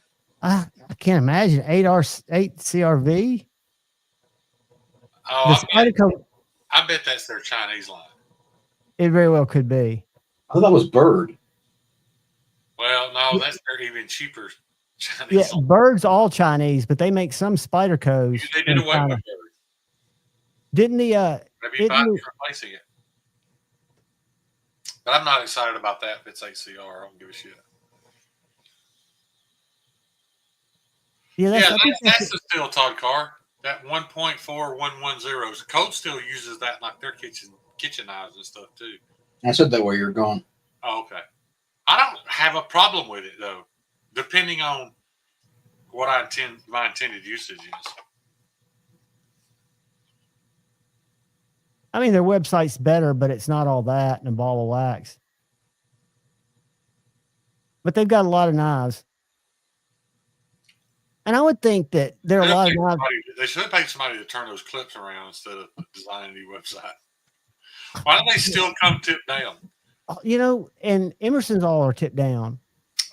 But here's the thing. I don't care. I've tried it both ways. It doesn't matter to me at all. What's the philosophy behind one being better than the other? Because it's when it comes out of your pocket. We just got somebody spread this opinion, and now it's uncool to have one tipped down. And so many of your really cheap garbage knives are tipped down. Well, all my early Kershaws, like my Ken Onion that I've still got, my Mini Mojito, and my what was it called? The Chive were tipped down. Yeah, when you hear it, you ever think, fuck, I wish somebody turned this clip around. No, never thought about it. Never thought about it once. The old ones are. I got you. I don't understand their fascination with Spy 27. What is Spy 27? I mean, it's their variant of S45, but I've never had it perform nearly as well Maybe as they came out S45. with Spy 27 because they knew that CPM wasn't going to exist much longer. So if CPM doesn't exist, S45 is probably going to get a new name anyway. I know, but it's supposed to be their version of S45, they claimed, but it performs in my opinion, worse than S35. I don't know. I've not had good luck with it, but Maybe I've never tried it. Your model. Maybe my XHP was that way. Maybe that's why I didn't get. No, I'm saying of the ones I've had in the sharpener. It's not. Oh. I don't own any Spy 27. Yeah. I mean, if it's as good as S35, that's still great. It's still a good knife still. I know, but they're pushing it as like their new hot line. I'm like, you have so many better options you could be using. Like, yeah, you seem to see everything. They use those blue G10 scales on that Spy 27, right? I do like that about the Spy 27 models. I like the scale color. Yeah, I mean, I think it was Jeffrey. It was either Jeffrey Dawson or Tree Stabbing Troy. One of the two. I remember mentioning that I wasn't going to make too many blue knives because somebody had said that KC had run them on blue knives, and one of those guys commented and said, "I will not let KC dictate my love for blue knives or something." So, like, you're right. Fuck it, we'll make blue knives. That's true. That's true. It wasn't Troy. You don't have to put a KF on the blade. So the weird thing is, I think if they're taking Spy 27 and replacing it instead of using the BD1N, I think was good. Or replacing the S30, that's fine. If they're using that as their entry steel, I think it's fine, but not to promote it as a step up steel is what I'm saying. So I just think if they had the opportunity to use as a premium steel Crewwear, their S90, all the other steels, the Magnica, all the other steels they potentially are using are step ups, not the Spy 27. So I don't think it's a horrible steel. I just don't think it's. I can't speak on it because I've not even experienced any S45. I've not experienced any Spyderco S45. I thought that's what they were going to their baseline with though last year. Was everything was going to be at least S45, and it's not. I still see a lot of S30. I don't have an issue with S30. I don't either. That's because you're doing Spy 27. I used a knife today, a pocket knife. I used a pocket knife today harder and more than I've ever used a pocket knife in my life. And it was my Shaman, and S30 that he just sharpened. And every time I was literally cutting stuff on steel. And I was thinking, man, Kyle's going to be so mad at me. I literally felt sick that I was using it the way that I was. And I mean, I used it all day. It didn't stop you, did it? No, it didn't stop me. You being pissed off is not going to stop me.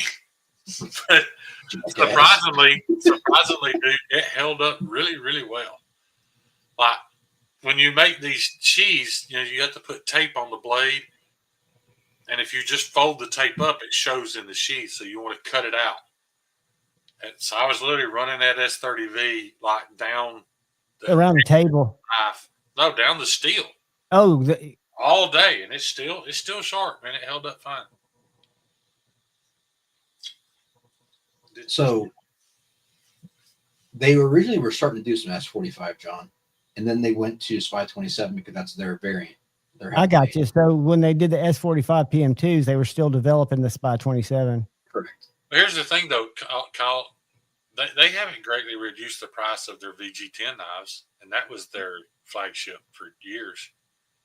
They're not like super cheap just because they're in VG10. I don't think anybody's reduced their prices. I'm not saying reduce the price. I'm just saying if that's your baseline or your entry level steel, that's fine, but not to tout it as a upgrade steel. I haven't seen it touted that way. Well, a lot of people were saying, "Oh, I'd rather have it." This is a better version of their new steel, better than S30. I haven't seen that. I'm gonna see if they say anything on their website about it. Spy 27. Is it CPM Spy 27? No. They've got that as one of their keywords, which is weird. Again, maybe that's why they went that route. Because when they were thinking about, they did talk about S45 was going to be their baseline. S45 might not even be a thing. I think they did have it as They did have it as CPM Spy 27 because Crucible was making it for them, but it was their. Yeah. Differentiate from the original CPM. This blade features all this blah, blah, however it's hang and blah. I don't know what that means. Means nothing. All that matters is, are you happy with the end product? And it's cool that the scales are blue instead of black. Well, I just thought it might say something about the steel. Since the demand for different mules varies by steel type. Let me go to one of the regular knives. So, like, Jeffrey, I would still rather have S30 than S35. Now, I haven't experienced any S45, so I don't know. But yeah, so between S30 and S35, I'm going to take the S30. Here's what Spyderco says. Developed in close cooperation with Crucible Industries, defunct, CPM Spy 27 is a cobalt-enriched powder metallurgy steel that offers an excellent balance of toughness, corrosion resistance, edge retention, and ease of sharpening. Available only on Spyderco knives. This steel is the heart of the latest expression of the Manix 2XL, blah, blah, blah. Flat ground blade takes full advantage of the attributes of Spy 27. So think of it this way. That's the exact same definition they've given for every steel they've ever used. Yeah, I mean, I'm sure that's just marketing language. Balance of edge retention and corrosion resistance and ease of sharpening. Yeah. It's absolute marketing. Yeah. So think of it this way. The point is, if Jeffrey Dawson likes his Ojimbo in Spy 27, then good for Jeffrey Dawson. I'm not knocking it. I'm just saying, it's just like, so when the Bodacious came out, and it came out in S30 only, I love the knife, but I don't want it in S30. I agree. Not that S30 is bad. Yep. It's just that Spyderco offers so many better options. Right. I'd rather have it in something else. It's the only reason I don't own a Bodacious yet. Shane, but here's the thing. They always go from S30 as their entry level, and then a couple months later, they'll introduce something else with a better steel, right? Guess what they just released? What? Bodacious and Spy 27. So they're touting that as the upgrade steel. Well, I'm not going to buy it in Spy 27 either. I saw something. I had an issue with it in Spy 27, but I wish my Shaman was Crew Wear, Rex 45, Rex 76, something. I don't care. If it didn't match it, I'd probably broke it today. Todd, that's true. What I basically tell people, think of S45 as Magna Cut dropped down about 1 or 2 steps. Yeah. It's an all-around balanced steel, but not as good. But even there, though, Kyle, is it a drop down from Spyderco's Magna Cut? Because nobody talks about this, but Spyderco didn't run their Magna Cut high either. No, they run it at 62. Right, because they want it to be super corrosion resistant. So, yeah, I would much rather have a Spyderco in Magna Cut at 64, 65. I'm saying any decent Magna Cut at 62 plus is a couple of steps above S45. Right. But and Spyderco, go ahead, John. No, I was just going to say, they do all their heat treats out of house, right? Is it Peters when they don't use Big Bear? Or do they heat treat at Spyderco? Sean doesn't do their heat treats. Sean just gave them he wrote the protocol. He developed it. 15V's been around, but it was kind of fragile. Sean played with it and played with it and played with it until he got it where you can hammer it through a 16-penny nail with a 15-degree edge, which was just unfucking heard of. And Spyderco's like, oh, now we're interested. I don't like it either. I do not like 15V. I'm glad other people like it, but it doesn't do what I want a pocket knife to do. And that is, it's not so toothy and so bitey that it scares me when I touch the edge. 15V with a brand new edge doesn't feel that way to me, and I don't like it. Does, Crewwear does, Nitro V does with a brand new edge. The 15V just feels too slick to me. What's up, Andrew? This is what Google AI says. Spyderco outsources the heat treatment of its blades to various manufacturers, primarily those in Japan, Taiwan, Italy, and China. While Spyderco doesn't own these factories, they are understood to have considerable influence over the heat treatment process, including the steel selection, heat treatment recipes, as they ultimately control the end product. Spyderco also conducts in-house heat treatment and testing on steels they use, sharing the knowledge and recipes with their manufacturers as part of the quality control process. Then why is Japan's K390 better than Golden's? But that's beside the point. Let me tell you how important protocol is, John. Yep. And I wasn't told this in secrecy, so I don't think I'm exposing anything. But this will blow your mind when you find out. Kyle knows. I don't think Kyle wanted to believe it. Alex Steingraber don't heat treat his knives either. Really? Something I didn't want to believe it. I just didn't realize it. Right. He does not.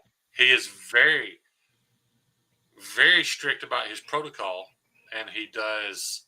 I don't know. I'm not going to say test every blade, but he holds them to a very high standard. But it is a very small aeronautical space type company that does specialty heat treats that heat treats all his blades. Well, hey, let me tell you something. That Lamia is a great cutting knife. I've never had to sharpen it. How'd it go, Stevie? Did you enjoy it? Yes, on my 569 Crew V, 65.5 3. I hate you, Stevie. I've been watching. What's that guy's name? He's Let me show you. I told y'all I was going to make a sheath for Stevie's knife because I didn't want him walking around carrying it around Blade Show with no. This is the worst sheath I've ever made. Tell me it's like 4 feet wide.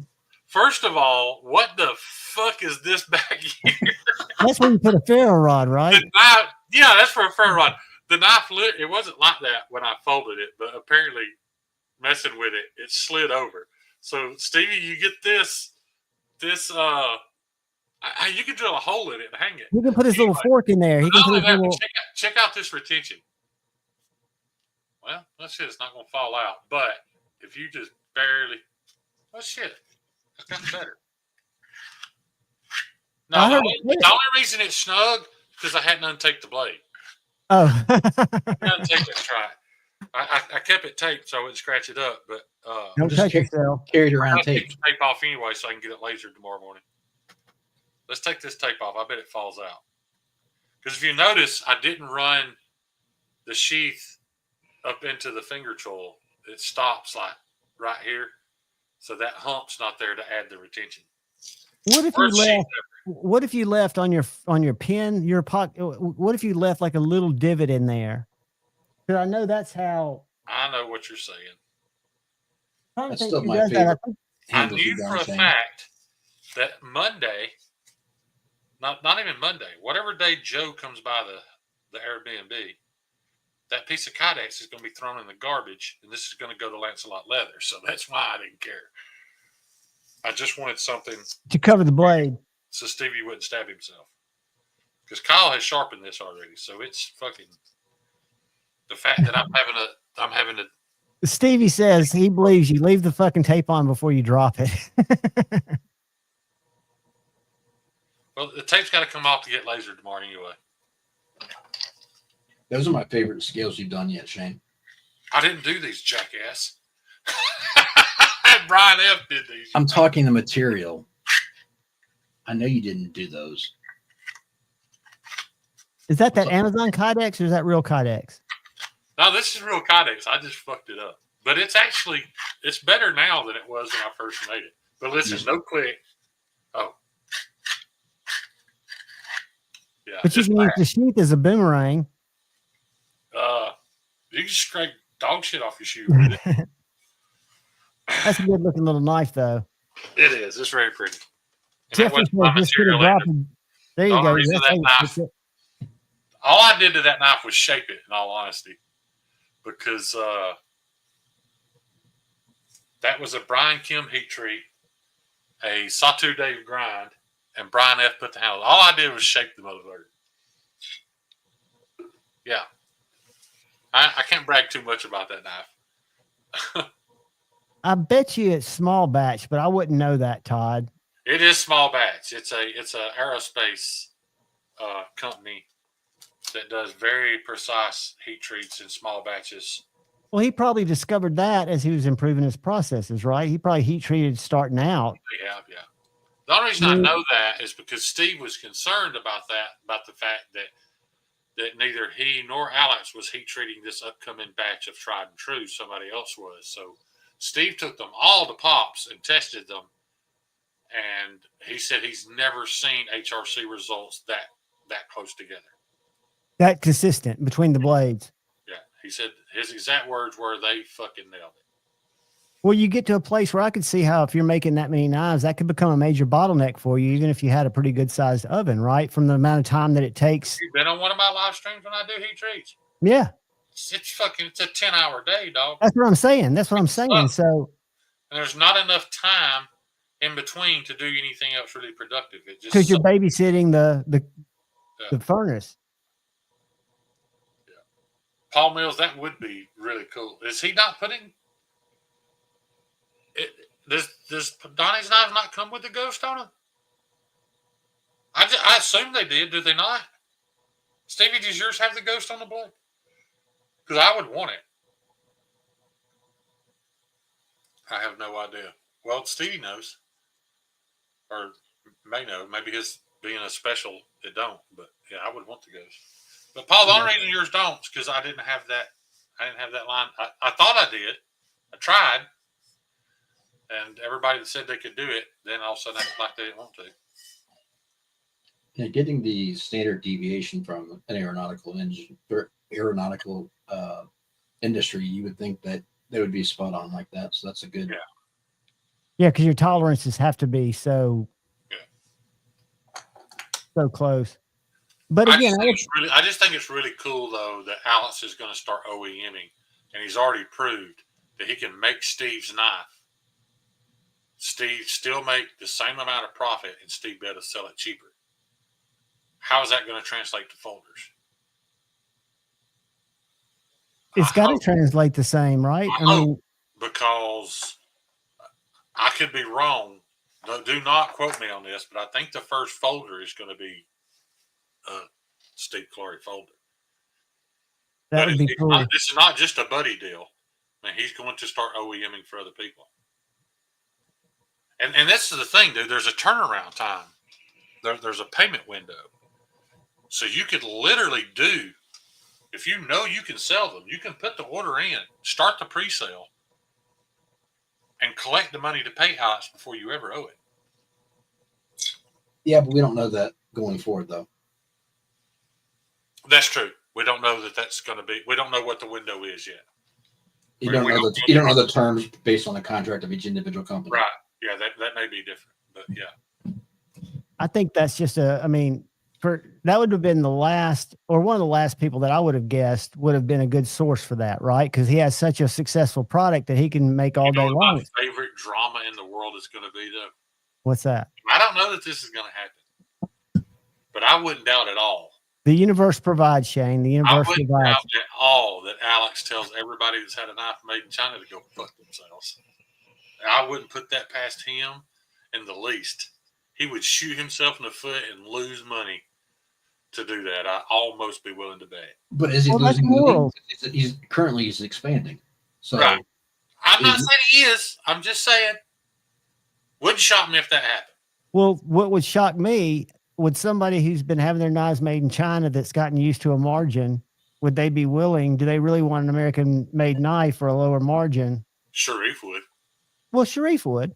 Yeah, Sharif would. If Sharif could get I think Lefty would. A level of excellence that he wants and U.S. made, and it means he has to charge a little more for his knives. I mean, here's another thing, though. You can probably do smaller batches with Alex than you can with Kaiser. Oh, God, yes. So that may be entirely possible. And once again, I'm not saying he's going to do that. I just, if he doesn't refuse to do them, I have a feeling there's going to be a little bit of a wait. Shane, I know for a fact I've had at least 3 people reach out to me and say 100% if they made a USA mid-tech Aurelia in that $500 price point, they would buy one instantly. I would pay $550 for a US made Aurelia. I know. I'm saying that I would pay $550 for a US made Aurelia before I bought another Chris Reeve. Hands down.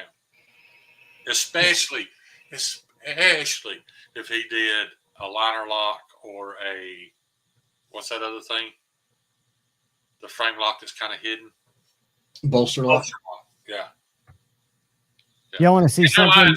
I don't want it to happen because I have friends that it would affect. But I'm gonna laugh my ass off too, buddy. Because that's just the most Alex Steingraber thing I've ever heard. Hey, is Stevie still in here? Have y'all seen this? I've covered up the name. Tell me who makes this knife. don't see it. You're not seeing it yet. Oh, well, get at it. Can you see it? Who makes that? Yeah, what company? Can't see it that well. Yeah, John, I hadn't looked at the hot Jack knife Wolf. brand in so long. Jack Wolf. So that's Jack Wolf's full-size folder. It's a Jack Wolf modern folder, and it is a collaboration between Jack Wolf and Is it U.S.? no. Thank God. It's available Tango of you. Sorry, buddy. Jack Wolf collab with So it's a Serbius knives. They're U.S., aren't they? who? Yeah, California. Serbius. I don't know. C-E-R. Yeah, they are. C-E-R-B-E-R-U-S. No, wait, no. They're Canadian, aren't they? It says Chris Ortez out of Orange County, California, a young and talented I maker. don't think Serbius makes that. I could be wrong though. That's a different service. I was thinking of. Sorry, there's two. There's the one in Canada. Which is, These are going to be exclusively Knife Center. Yuck. Here's a close-up picture of it. I'm going to share it again. Andrew Lyons, are you good with this color, this handle scale, sir? I'll show you a couple. I know. To me, that reminds me of a Tuya. I know Andrew wants a thug, but we haven't discussed handle colors or materials yet. Andrew gets what he gets. Andrew gets to pick right now. Yeah.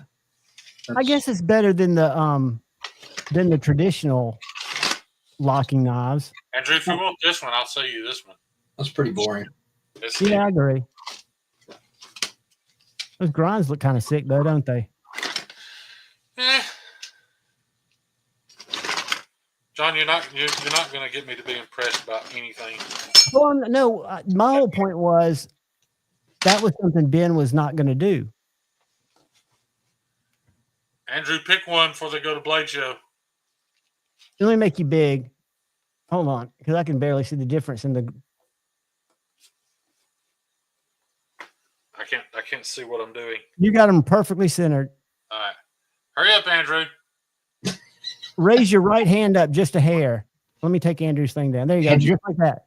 We're burning up live stream time, Andrew. Put your finger up 1 through 5. Which one do you want? Andrew says, "How fucking rude." He's out. You just stick whichever one you want up your ass. You want one of these, or if you don't like any of them, I've got a Crewwear blank at the shop with dough handles on it that I can do with almost whatever you want. Jeffrey, I quit ordering from Knife Center 3 years ago because my order would sit in processing for 2 or 3 days, and that would just drive me crazy. Because my whole addiction was the dopamine of having it show up in my mailbox. I'll tell you which one I like the best. Which one? That one right there on your left hand. I like this one. That's pretty too, but I like that. That's the same that's on the. Photography does this no good. This you have to see in person up close. Is that the same that's on the fret? Yes. Yeah, that is pretty. There's a fret your fret has this on it. And I think the one to the right of that looks really pretty too. I mean, they all look good. Yeah. I haven't had that one in. He said pick him out the one with the shittiest sheath. Andrew said that. No, he hadn't said anything yet. He just said you're fucking rude, and I think he pieced out. This one's Cheetos, so he was talking to me, by the way. This one's Stevie's. He's got to see them out, bro. Claimed. Here's another. Do a one and done. Take one out and show it. Take the next one out, show it. Kathleen says pick one of the blues, Andrew. Well, the blades don't change; it's just the handles. He wants to see the whole thing, but Shane's going to be an asshole and not show it to him. So I got to see them out, bro. Oh yeah, I can do that. They're all just belt satin finished. That's a pretty handle. Is that carbon fiber? No, that's I can't tell you. Mike Navarro made it. I don't know what it is. That's a good looking design, Shane. You knocked that one out of the park, dude. And then there's my Japanese water. That's the one I like. Inspired. Yeah, the blades are all pretty much going to look the same. And then this. Well, he knows you got one recurve This hiding in there. I have to give a warning about. This material, I did not know until after buying it 3 or 4 times that this material actually came from China. I got hoodooed. You're back. You're back. Say that again. You're back good. Oh, I said this material I ordered from a place in California, and they did not tell me. I found out later on that this is actually a Chinese product. These scales are. I don't think that's a negative. You didn't know. Yeah, I just think I'm not going to hide it. Andrew, I'm just kidding you, bud. Shane, but yeah, Paul, there's sick. There's so much material that's made here. You know what I mean? Those you can't. Oh, I know. And here's the thing. I like it so much I would have bought it anyway, and I would have told you up front that it's not a U.S. product. I just didn't like the fact that the only reason I know is because they fucked up and sent me an email. Like the 5th email I got from them came to me in Chinese. That's not how you want to find out that it's not an American-made product. That is the thug. Yeah, that's the thug. I'll be honest, Andrew. I'd really rather not. I'd really like to take this one to Blade Show. It's one of my favorites, and I would really, but I can either, like I said, I've got a crew wear blank already ground. All I got to do is put handles on it. I can do that when I get back. Or, yeah. He says, let me see the one you like. This is my favorite one. This one's that lava copper tone handle materials with red liners, white Damn, fin. that looks good. Kyle sanded on that, didn't he? No. I'm trying to get to a point where Kyle doesn't have to sand on them anymore. Well, it's his process. You got to walk before you can run, dude. Yeah. Yeah, and that's the reason. Let me show you this. I love this so much and was so heartbroken when I found out that they had lied to me. I asked Mike Navarro if he could make it, and this was as close as he got. Now, this is another one that you have to see up close to see that it's almost like a Damascus. I don't know what you want to call it. I dig that. It looks like a watermelon. Yeah, it looks really pretty to me, too. It's got some waves in it. Yeah, there's layers in that. Okay, just do that, brother. Take that to Blade. Okay. Now, I only mention that if you like that. We only call them volcano scales to piss off Stevie. But I think it's the best looking scale material. And I just ordered, oh shit, I wasn't supposed to say that in front of Kyle. I just ordered another block of this. Sorry, Kyle. Well, I had to. I've got knives that don't have handles, and I literally don't have anything left at the shop that I feel like deserves to go on these knives. So this will be here before I get back from Blade Show. There's a crew wear blade laying there. I can literally have it done in 3 or 4 days. So that'll work. So I know that one is shop's yours, buddy. I'm gonna have to start taking over your PayPal account. Well, and any orders are approved through me. I was tired when I got home. Yes. I spent like $300 since I got home. It was a bad day. You're just paying it forward. It's going to come back to you. The universe will provide. Like I said, because I've got knives that if I put some shitty, cheap scale material on them, I feel like it would decrease the value of them. So I don't want to do that. I'm going to show you an abomination, but I only did it because I'll eventually give it away. Well, let me make myself.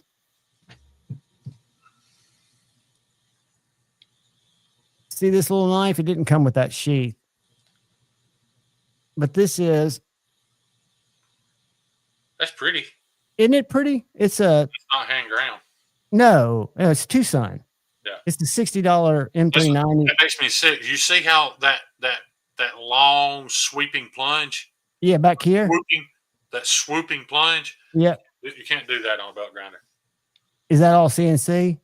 Yeah, because Tactical Terry designed a knife, and that line and that knife has to have that line in it to look right. If you straightened the plunge, that it would destroy that design. And he wanted me to make it. And I was like, man, I don't know if I can do that. So I reached out to 4 people. They said that's a very South African thing. South Africans love.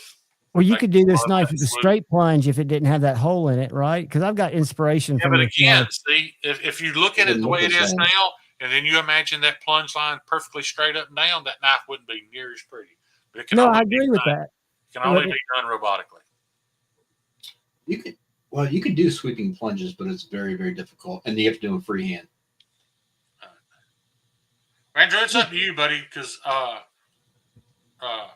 got I'm glad y'all named it the watermelon. I've got a couple of those, or I can do the copper tone or volcano when I get home. Completely up to you. Just message me or Kyle, whoever. We'll make it happen. I just don't want to. I don't want to sell something at Blade Show and then afterwards somebody be like, "Hey, that one you showed, I want it," and it'd be gone. Andrew, you ought to call one for one, and then when you get it and Shane gets back, go, "Hey man, I really don't like this color. Can I swap it out?" Then you'll have your. And I would. I know you would. I'm kidding. I'll say this, Andrew knows I'm kidding. none of these scale materials. If you want tough, this is the route to go. This is micarta. It's not fancy. It's not pretty, but this shit will destroy a bandsaw. This is beyond tough. These handle materials I'm showing you, they're not glass.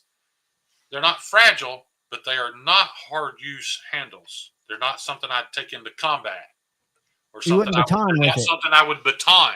Yeah. But that knife's not designed to do that. I got a solution for Andrew and Shane. What? How about you take that one to Blade Show to show off, but it's sold for him, and if people want to order that one, they can get it when you get the scale material back. Whatever he wants to do, man. I just want to be able to show it.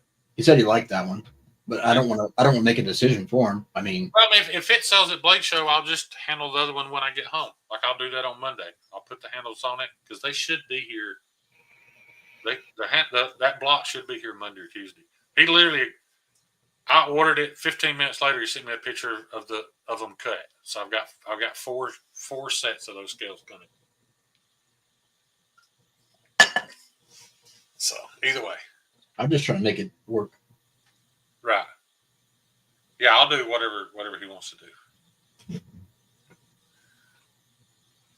Yeah, I think you're gonna have I mean, if we sit up in that dark area by the pit and just hold court like Sanford did with his sea otters that year. Sanford didn't get to do it. Sanford never even took him out of his backpack. No, Sanford came down the pit, and Ethan Ruins, Stevie, a couple other people. I didn't buy one, but we all went and sat up in the dark. And people just, they knew. And if people know you're going to have them there, it's the same type of thing. We come down to the pit one night and like, hey, if anybody wants to look at some fixed blades. Because when I was down there and everybody went to the Kaiser dinner, when I fell asleep and woke up and Iggy was sitting next to me, and I think I was drooling a little bit because I'd been asleep. Yeah.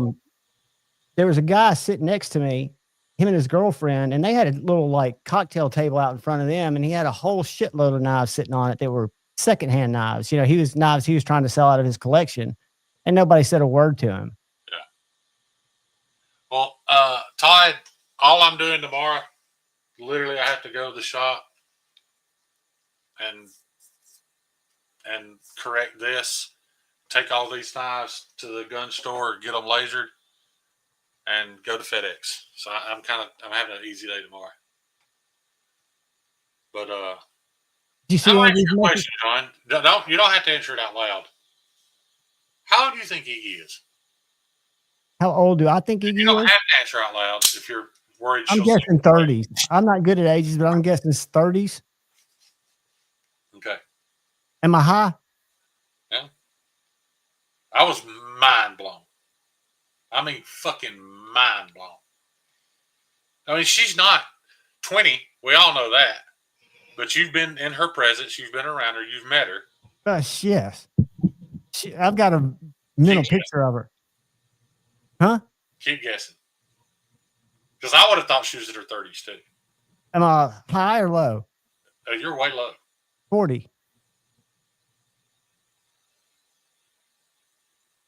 No. 45. You're still low. There's no way, dude. You're still low.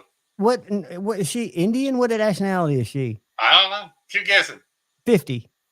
You're still low. Dude, I'm single and I'm getting close to my age. And I know she's not my persuasion. I wouldn't give a damn. Me neither.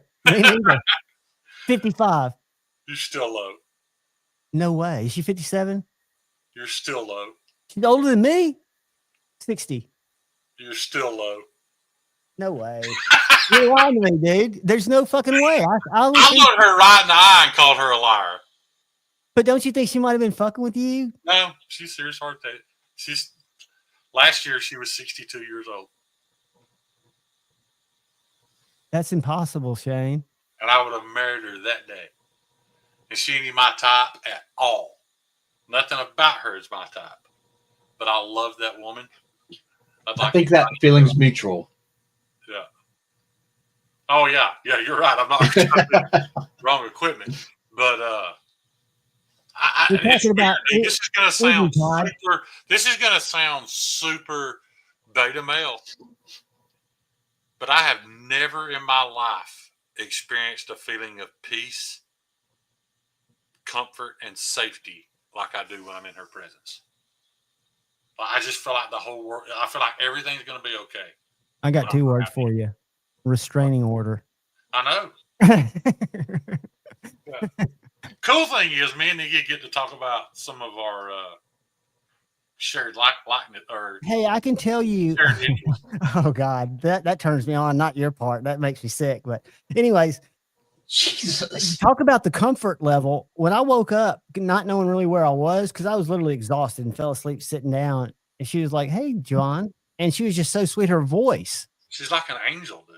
But she's got an aura of calm around her that like expands out. I'm telling you, I don't know if she's that way if you don't know her, but I didn't really know her. I mean, she knew who I was, but God, that'd be a tough one to choose between. I think Skylar made me feel more safe. My favorite parts of Blade Show last year was that hour-long drive from the house to the Galleria that we made like 10 times.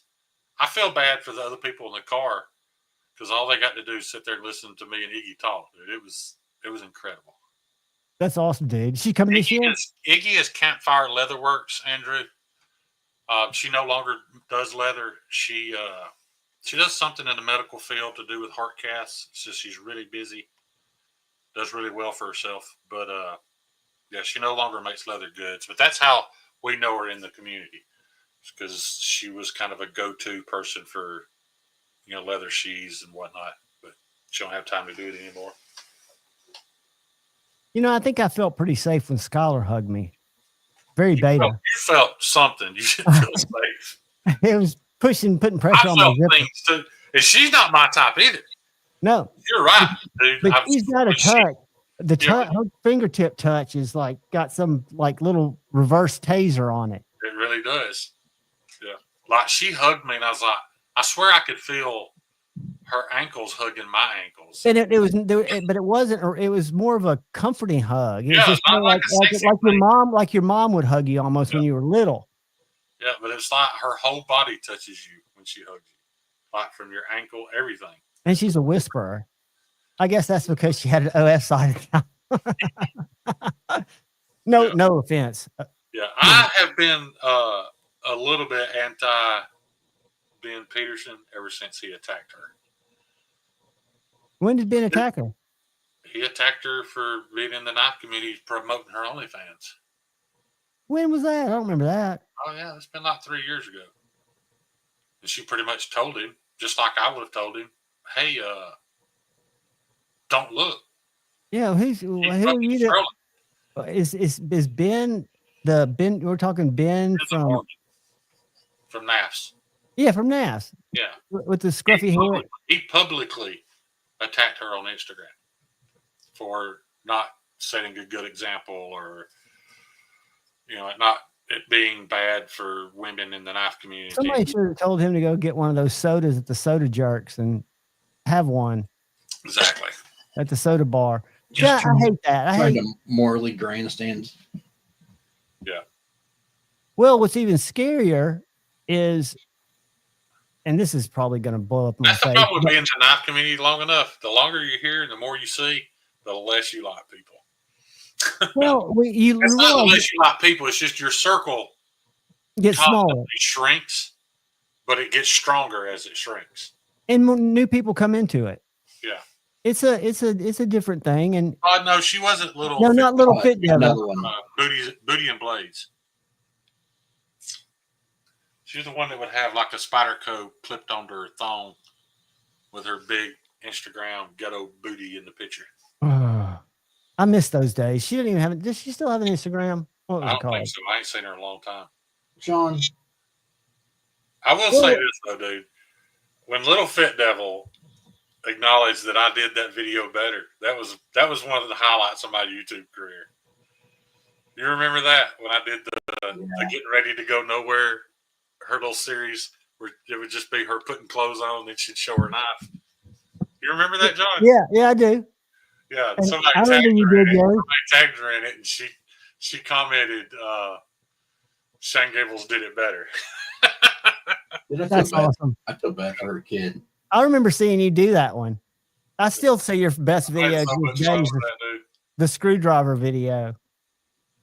Yeah, I still got that pry bar somewhere.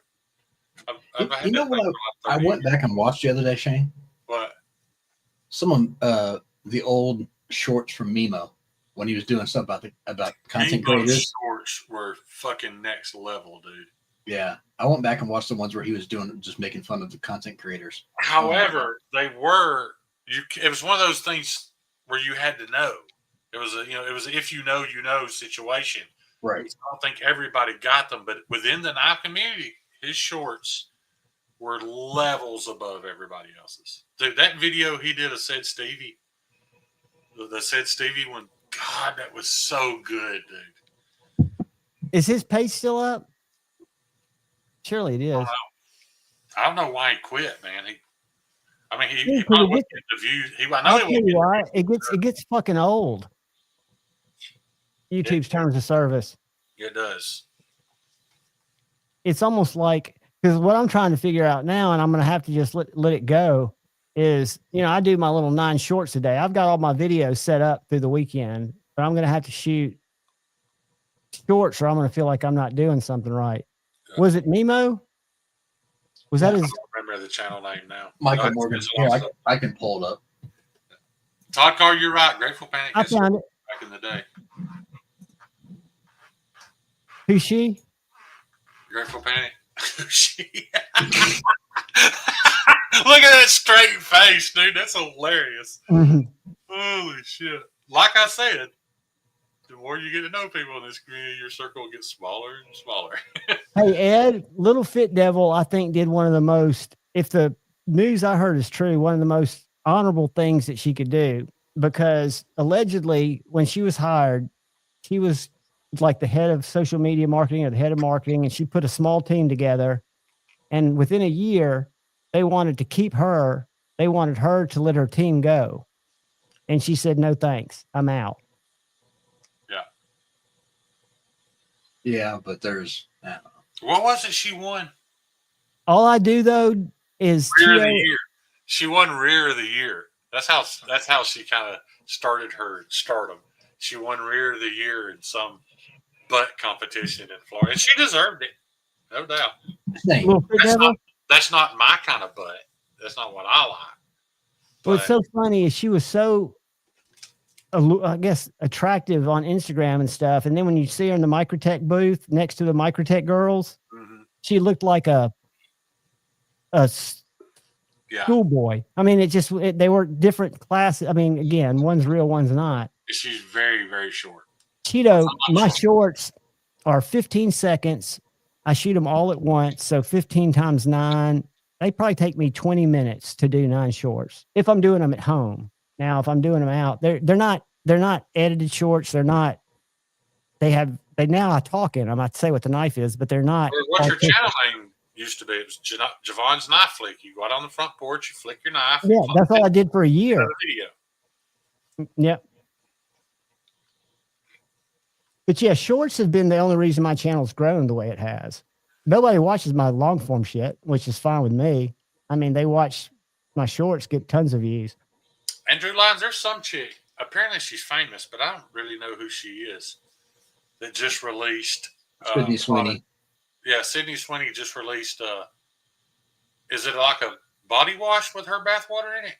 I don't know. I just saw a headline earlier. It's not just her bathwater. It's a product infused with Sydney Sweeney's bathwater.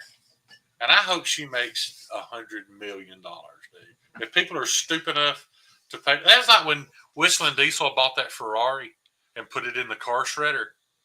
Ferrari sued him over it, by the way, but lost. But he put it in a car shredder, then took all the little pieces that fell out of the bottom of the shredder and put them in jars and sold them as collectibles and made money on the Ferrari. And I thought it was fucking awesome. Oh, shit, I should have qualified that. I've also got to type in the little description and then paste my 4 hashtags. You know who taught me what hashtags to use and who got me in the shorts game? Who? That guy. Who, me? In Nashville. Remember, we were sitting in the back of A to Z's after you locked the keys in the car or left the door open? Blew your mind, dude. That blew your mind when I showed you the results. Because I literally posted it sitting there and then showed you my phone like, what, 3 minutes later? Yeah, and it was insane. And so I started doing it. The best one I ever did, dude, I was at a car auction in Rome, Georgia, picking up a Lexus to drive home. And it had a low tire. So I was waiting on the guy to bring out the air pig to air the tire up. And so I took out my phone and I hit I hit the button to record, and I took my Mannix 2 out of my pocket, the red Mannix 2, Kyle, you remember? Yep. When it caused all the drama. I flicked it open and hit stop, and that thing but before I left that parking lot, it had 31,000 views. And that's when I knew, hey, there's something to this short shit. I didn't even say a word. It was literally just flick, and the video was over. Yeah, like that's 5 seconds. That's the Mannix that I bought to make you feel better. Yeah. Don't act like you didn't make money on that knife, Kyle. I didn't. Well, you're a fool. What I haven't been able to figure out is how to time them. I can schedule my regular videos like to go out tomorrow, the next day, but I can't figure out how to schedule my shorts. Dude, let me tell you something. Richard's 100% right, John, because I've posted shorts before and get like 37 views. Oh, yeah. Later that night, repost the exact same short, change nothing, and it get 10,000 views. You know what I do? Because when I put my 9 in, one of them will get like 27 views and the others will have like 600 in the first 5 minutes. Yeah. And so what I'll do is I'll give it about 20 minutes. And if that one, for some reason, is not in the algorithm, so I'll just go in and I'll edit it and schedule it for like an hour later, and it pulls it out of the queue and then it shits it back out and goes. And the reason I only do 9 is I tested it.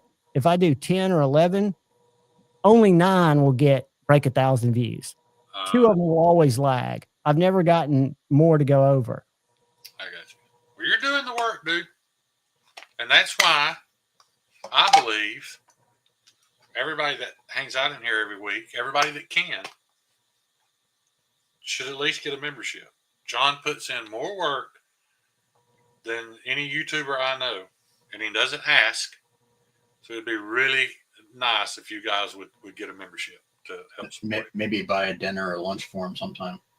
Hey, we had I'm buying him dinner at Blade Show, but he's gonna hold on. I'm trying to think. Wake up with a sore butthole. He don't know it yet. we had small, John, and you got the long hair. I'm gonna have a ponytail at Blade Show. I'm gonna conform this year. I got you. All right, gentlemen, it's 2:40. I'm fading. Yeah, I gotta go too because I told the missus that not to leave this house in the morning until I'm on my feet. Paul, thank you so much, brother. That's very kind of you, Paul. It really Paul, was. You're very, very kind. And guys, I appreciate all of y'all. Turn it down. Sorry, Kyle. I know Javon don't ask for them, and this is literally how he eats at the moment. So that's going to change. But what we're going to do is when I get back Friday, I won't do a Friday night flicks. We might do something tomorrow night from Blade Show. But I'm going to do the channel members live sometime next week. So we'll have one next week and Saturday, and then we'll have Friday Night Flicks next Friday. So there won't be a Friday Night Flicks. Right. I might do some, lives from Blade Show. Oh, I'm sorry, John. I was squirrel brained. What did you just say? I forgot. Did you say? Okay. Yeah, I was basically saying. Somebody clip this. This is the best part of the whole live stream. He just said it. And I was thinking it too. I mean, I had it totally. It was a full cognition, but what happens is my brain goes so many different places, and that's one thing that. I'm going live tomorrow night. That's what Ryan in that group. You and Ryan are going to try to go live tomorrow night. Right from Blade Show, and then I'm sure there'll be lives from like Stevie's Airbnb. There's the one sub challenge. I don't know what night that's going to be on, so there'll be plenty of content. You guys are going to Blade tomorrow? I thought it was Thursday. Thursday. Yeah, I'm sorry. That's what I meant. Thursday. I'm sorry. No, tomorrow I'm going to the shop. That's why I was confused. I'm like, is Shane not going with John? Because I'm like, Richard, you're huge, buddy. You guys are all huge, and I can't. I used to have channel memberships. I have no channel memberships to any channels now, so I totally get it. I mean, it's not a. I appreciate Shane mentioning it, but I just like hanging out with you guys. Yeah. But what we'll do is we will rally up Thursday night, not tomorrow night, at some point, and then Shane and I'll be up late. This was the worst conversation I ever had this past 2 minutes. All right, guys. Look out for the guy or gal to your left. Y'all have anything you want to share? Uh-oh. What happened? Andrew said that earlier, and I want to comment on Andrew's. I can't see the comments because my damn calendar. Shane, if you don't get a video from Melissa or her telling me she loves me, I'll be disappointed. I'll try, Andrew. But he said earlier. John, don't let me forget that to get Did you just say, John, don't forget that? Yeah, that was stupid. Ryan Ellis, if you're watching this, please remind me to get a shout out video from Melissa Backwoods. I won't forget something like that, because that's a difference in me having a train of thought talk and then stopping to look at something on screen and forgetting what it was, and having that's something. What I did. I looked up, and when I looked back down, I completely lost track of what you were talking about. It was gone, dude. But when Andrew said, I don't care about her hands, I got a hog. Melissa BWs, and I drink her bathwater. I don't know what it is. I really don't, but I also don't care. And I'll tell you that, Andrew, I agree with you, because I see her hands in every picture, but my eyes don't focus there. Yeah. Everybody has their take. Me and Kyle don't get along on women at all. At all. It's a monumental thing if we find one we agree about. I've given him up. Anna de Armas is the first one so far. The only one that I know of. Who's that? Anna de Armas. She's that chick in the new Ballerina movie, the new John Wick movie. Oh, yeah. Yeah, she played Marilyn Monroe. Before we go, I made the mistake of clicking on a Keanu Reeves video where that talks about him being the nicest guy in Hollywood. Yeah. And so then I started getting served a bunch of that shit. And then I started getting John Wick clips. And I've never watched a complete John Wick movie. Because, I don't watch movies because I can't sit there long enough and focus. I could watch one of those movies, dude. It never slows down. The scene where the son of the main gangster guy comes in and finds out that he's stolen John Wick's car and killed his dog. Yeah. And he tells him, no, you don't know what you just did. Is he the boogeyman? He's the one we sent to kill the boogeyman. Right.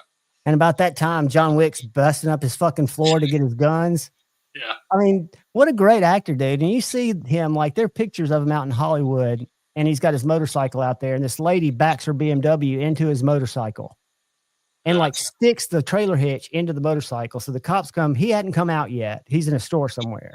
He comes walking down with his helmet, and he looks at it. He talks to one of the cops, and he's kind of waving his hands like this. And then he walks around to the driver's window and kind of motions to the lady that, it's all good. And he told the cop that we don't need to do anything. I've got her insurance information. And then he sits there and he rocks the goddamn motorcycle till it comes off.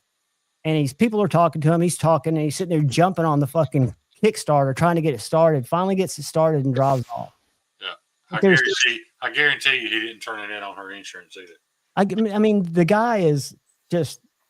Then I started getting led into videos. All the bonuses and stuff that he made, the royalties that he made off the Matrix, he spent all that on. He gave all that to the crew. Yeah. I mean, he does stuff like that. Hairdressers, the food people, the stuntmen. Dude, there are videos of him getting harassed in restaurants because he doesn't look like he belongs there. Because he doesn't, he's all scruffy and he's wearing scruffy clothes and shit like that. I don't get why women are so attractive to him, though. That doesn't make, because I don't think he's all that great an actor. He's great in action. Yeah, I mean, he's not John Depp. He can't deliver a line. Save his life. but he did learn. I mean, he pretty much became a tactical shooter to play those parts, didn't he? Didn't he go through all kinds of training? At Terran Tactical, I've got the gun over there. Yeah, I think he's still big into it. I mean, he's a big hobby shooter, isn't he? This is the longest goodbye ever. All right, guys, look out for the guy or gal to your left. Look out for the guy or gal to your right. Look out for each other. Go forward with love in your heart. Always. Or hate. Yeah, hate's good too, but if you can temper it, it's better. No, you hang up. You hang up. Peace. See y'all.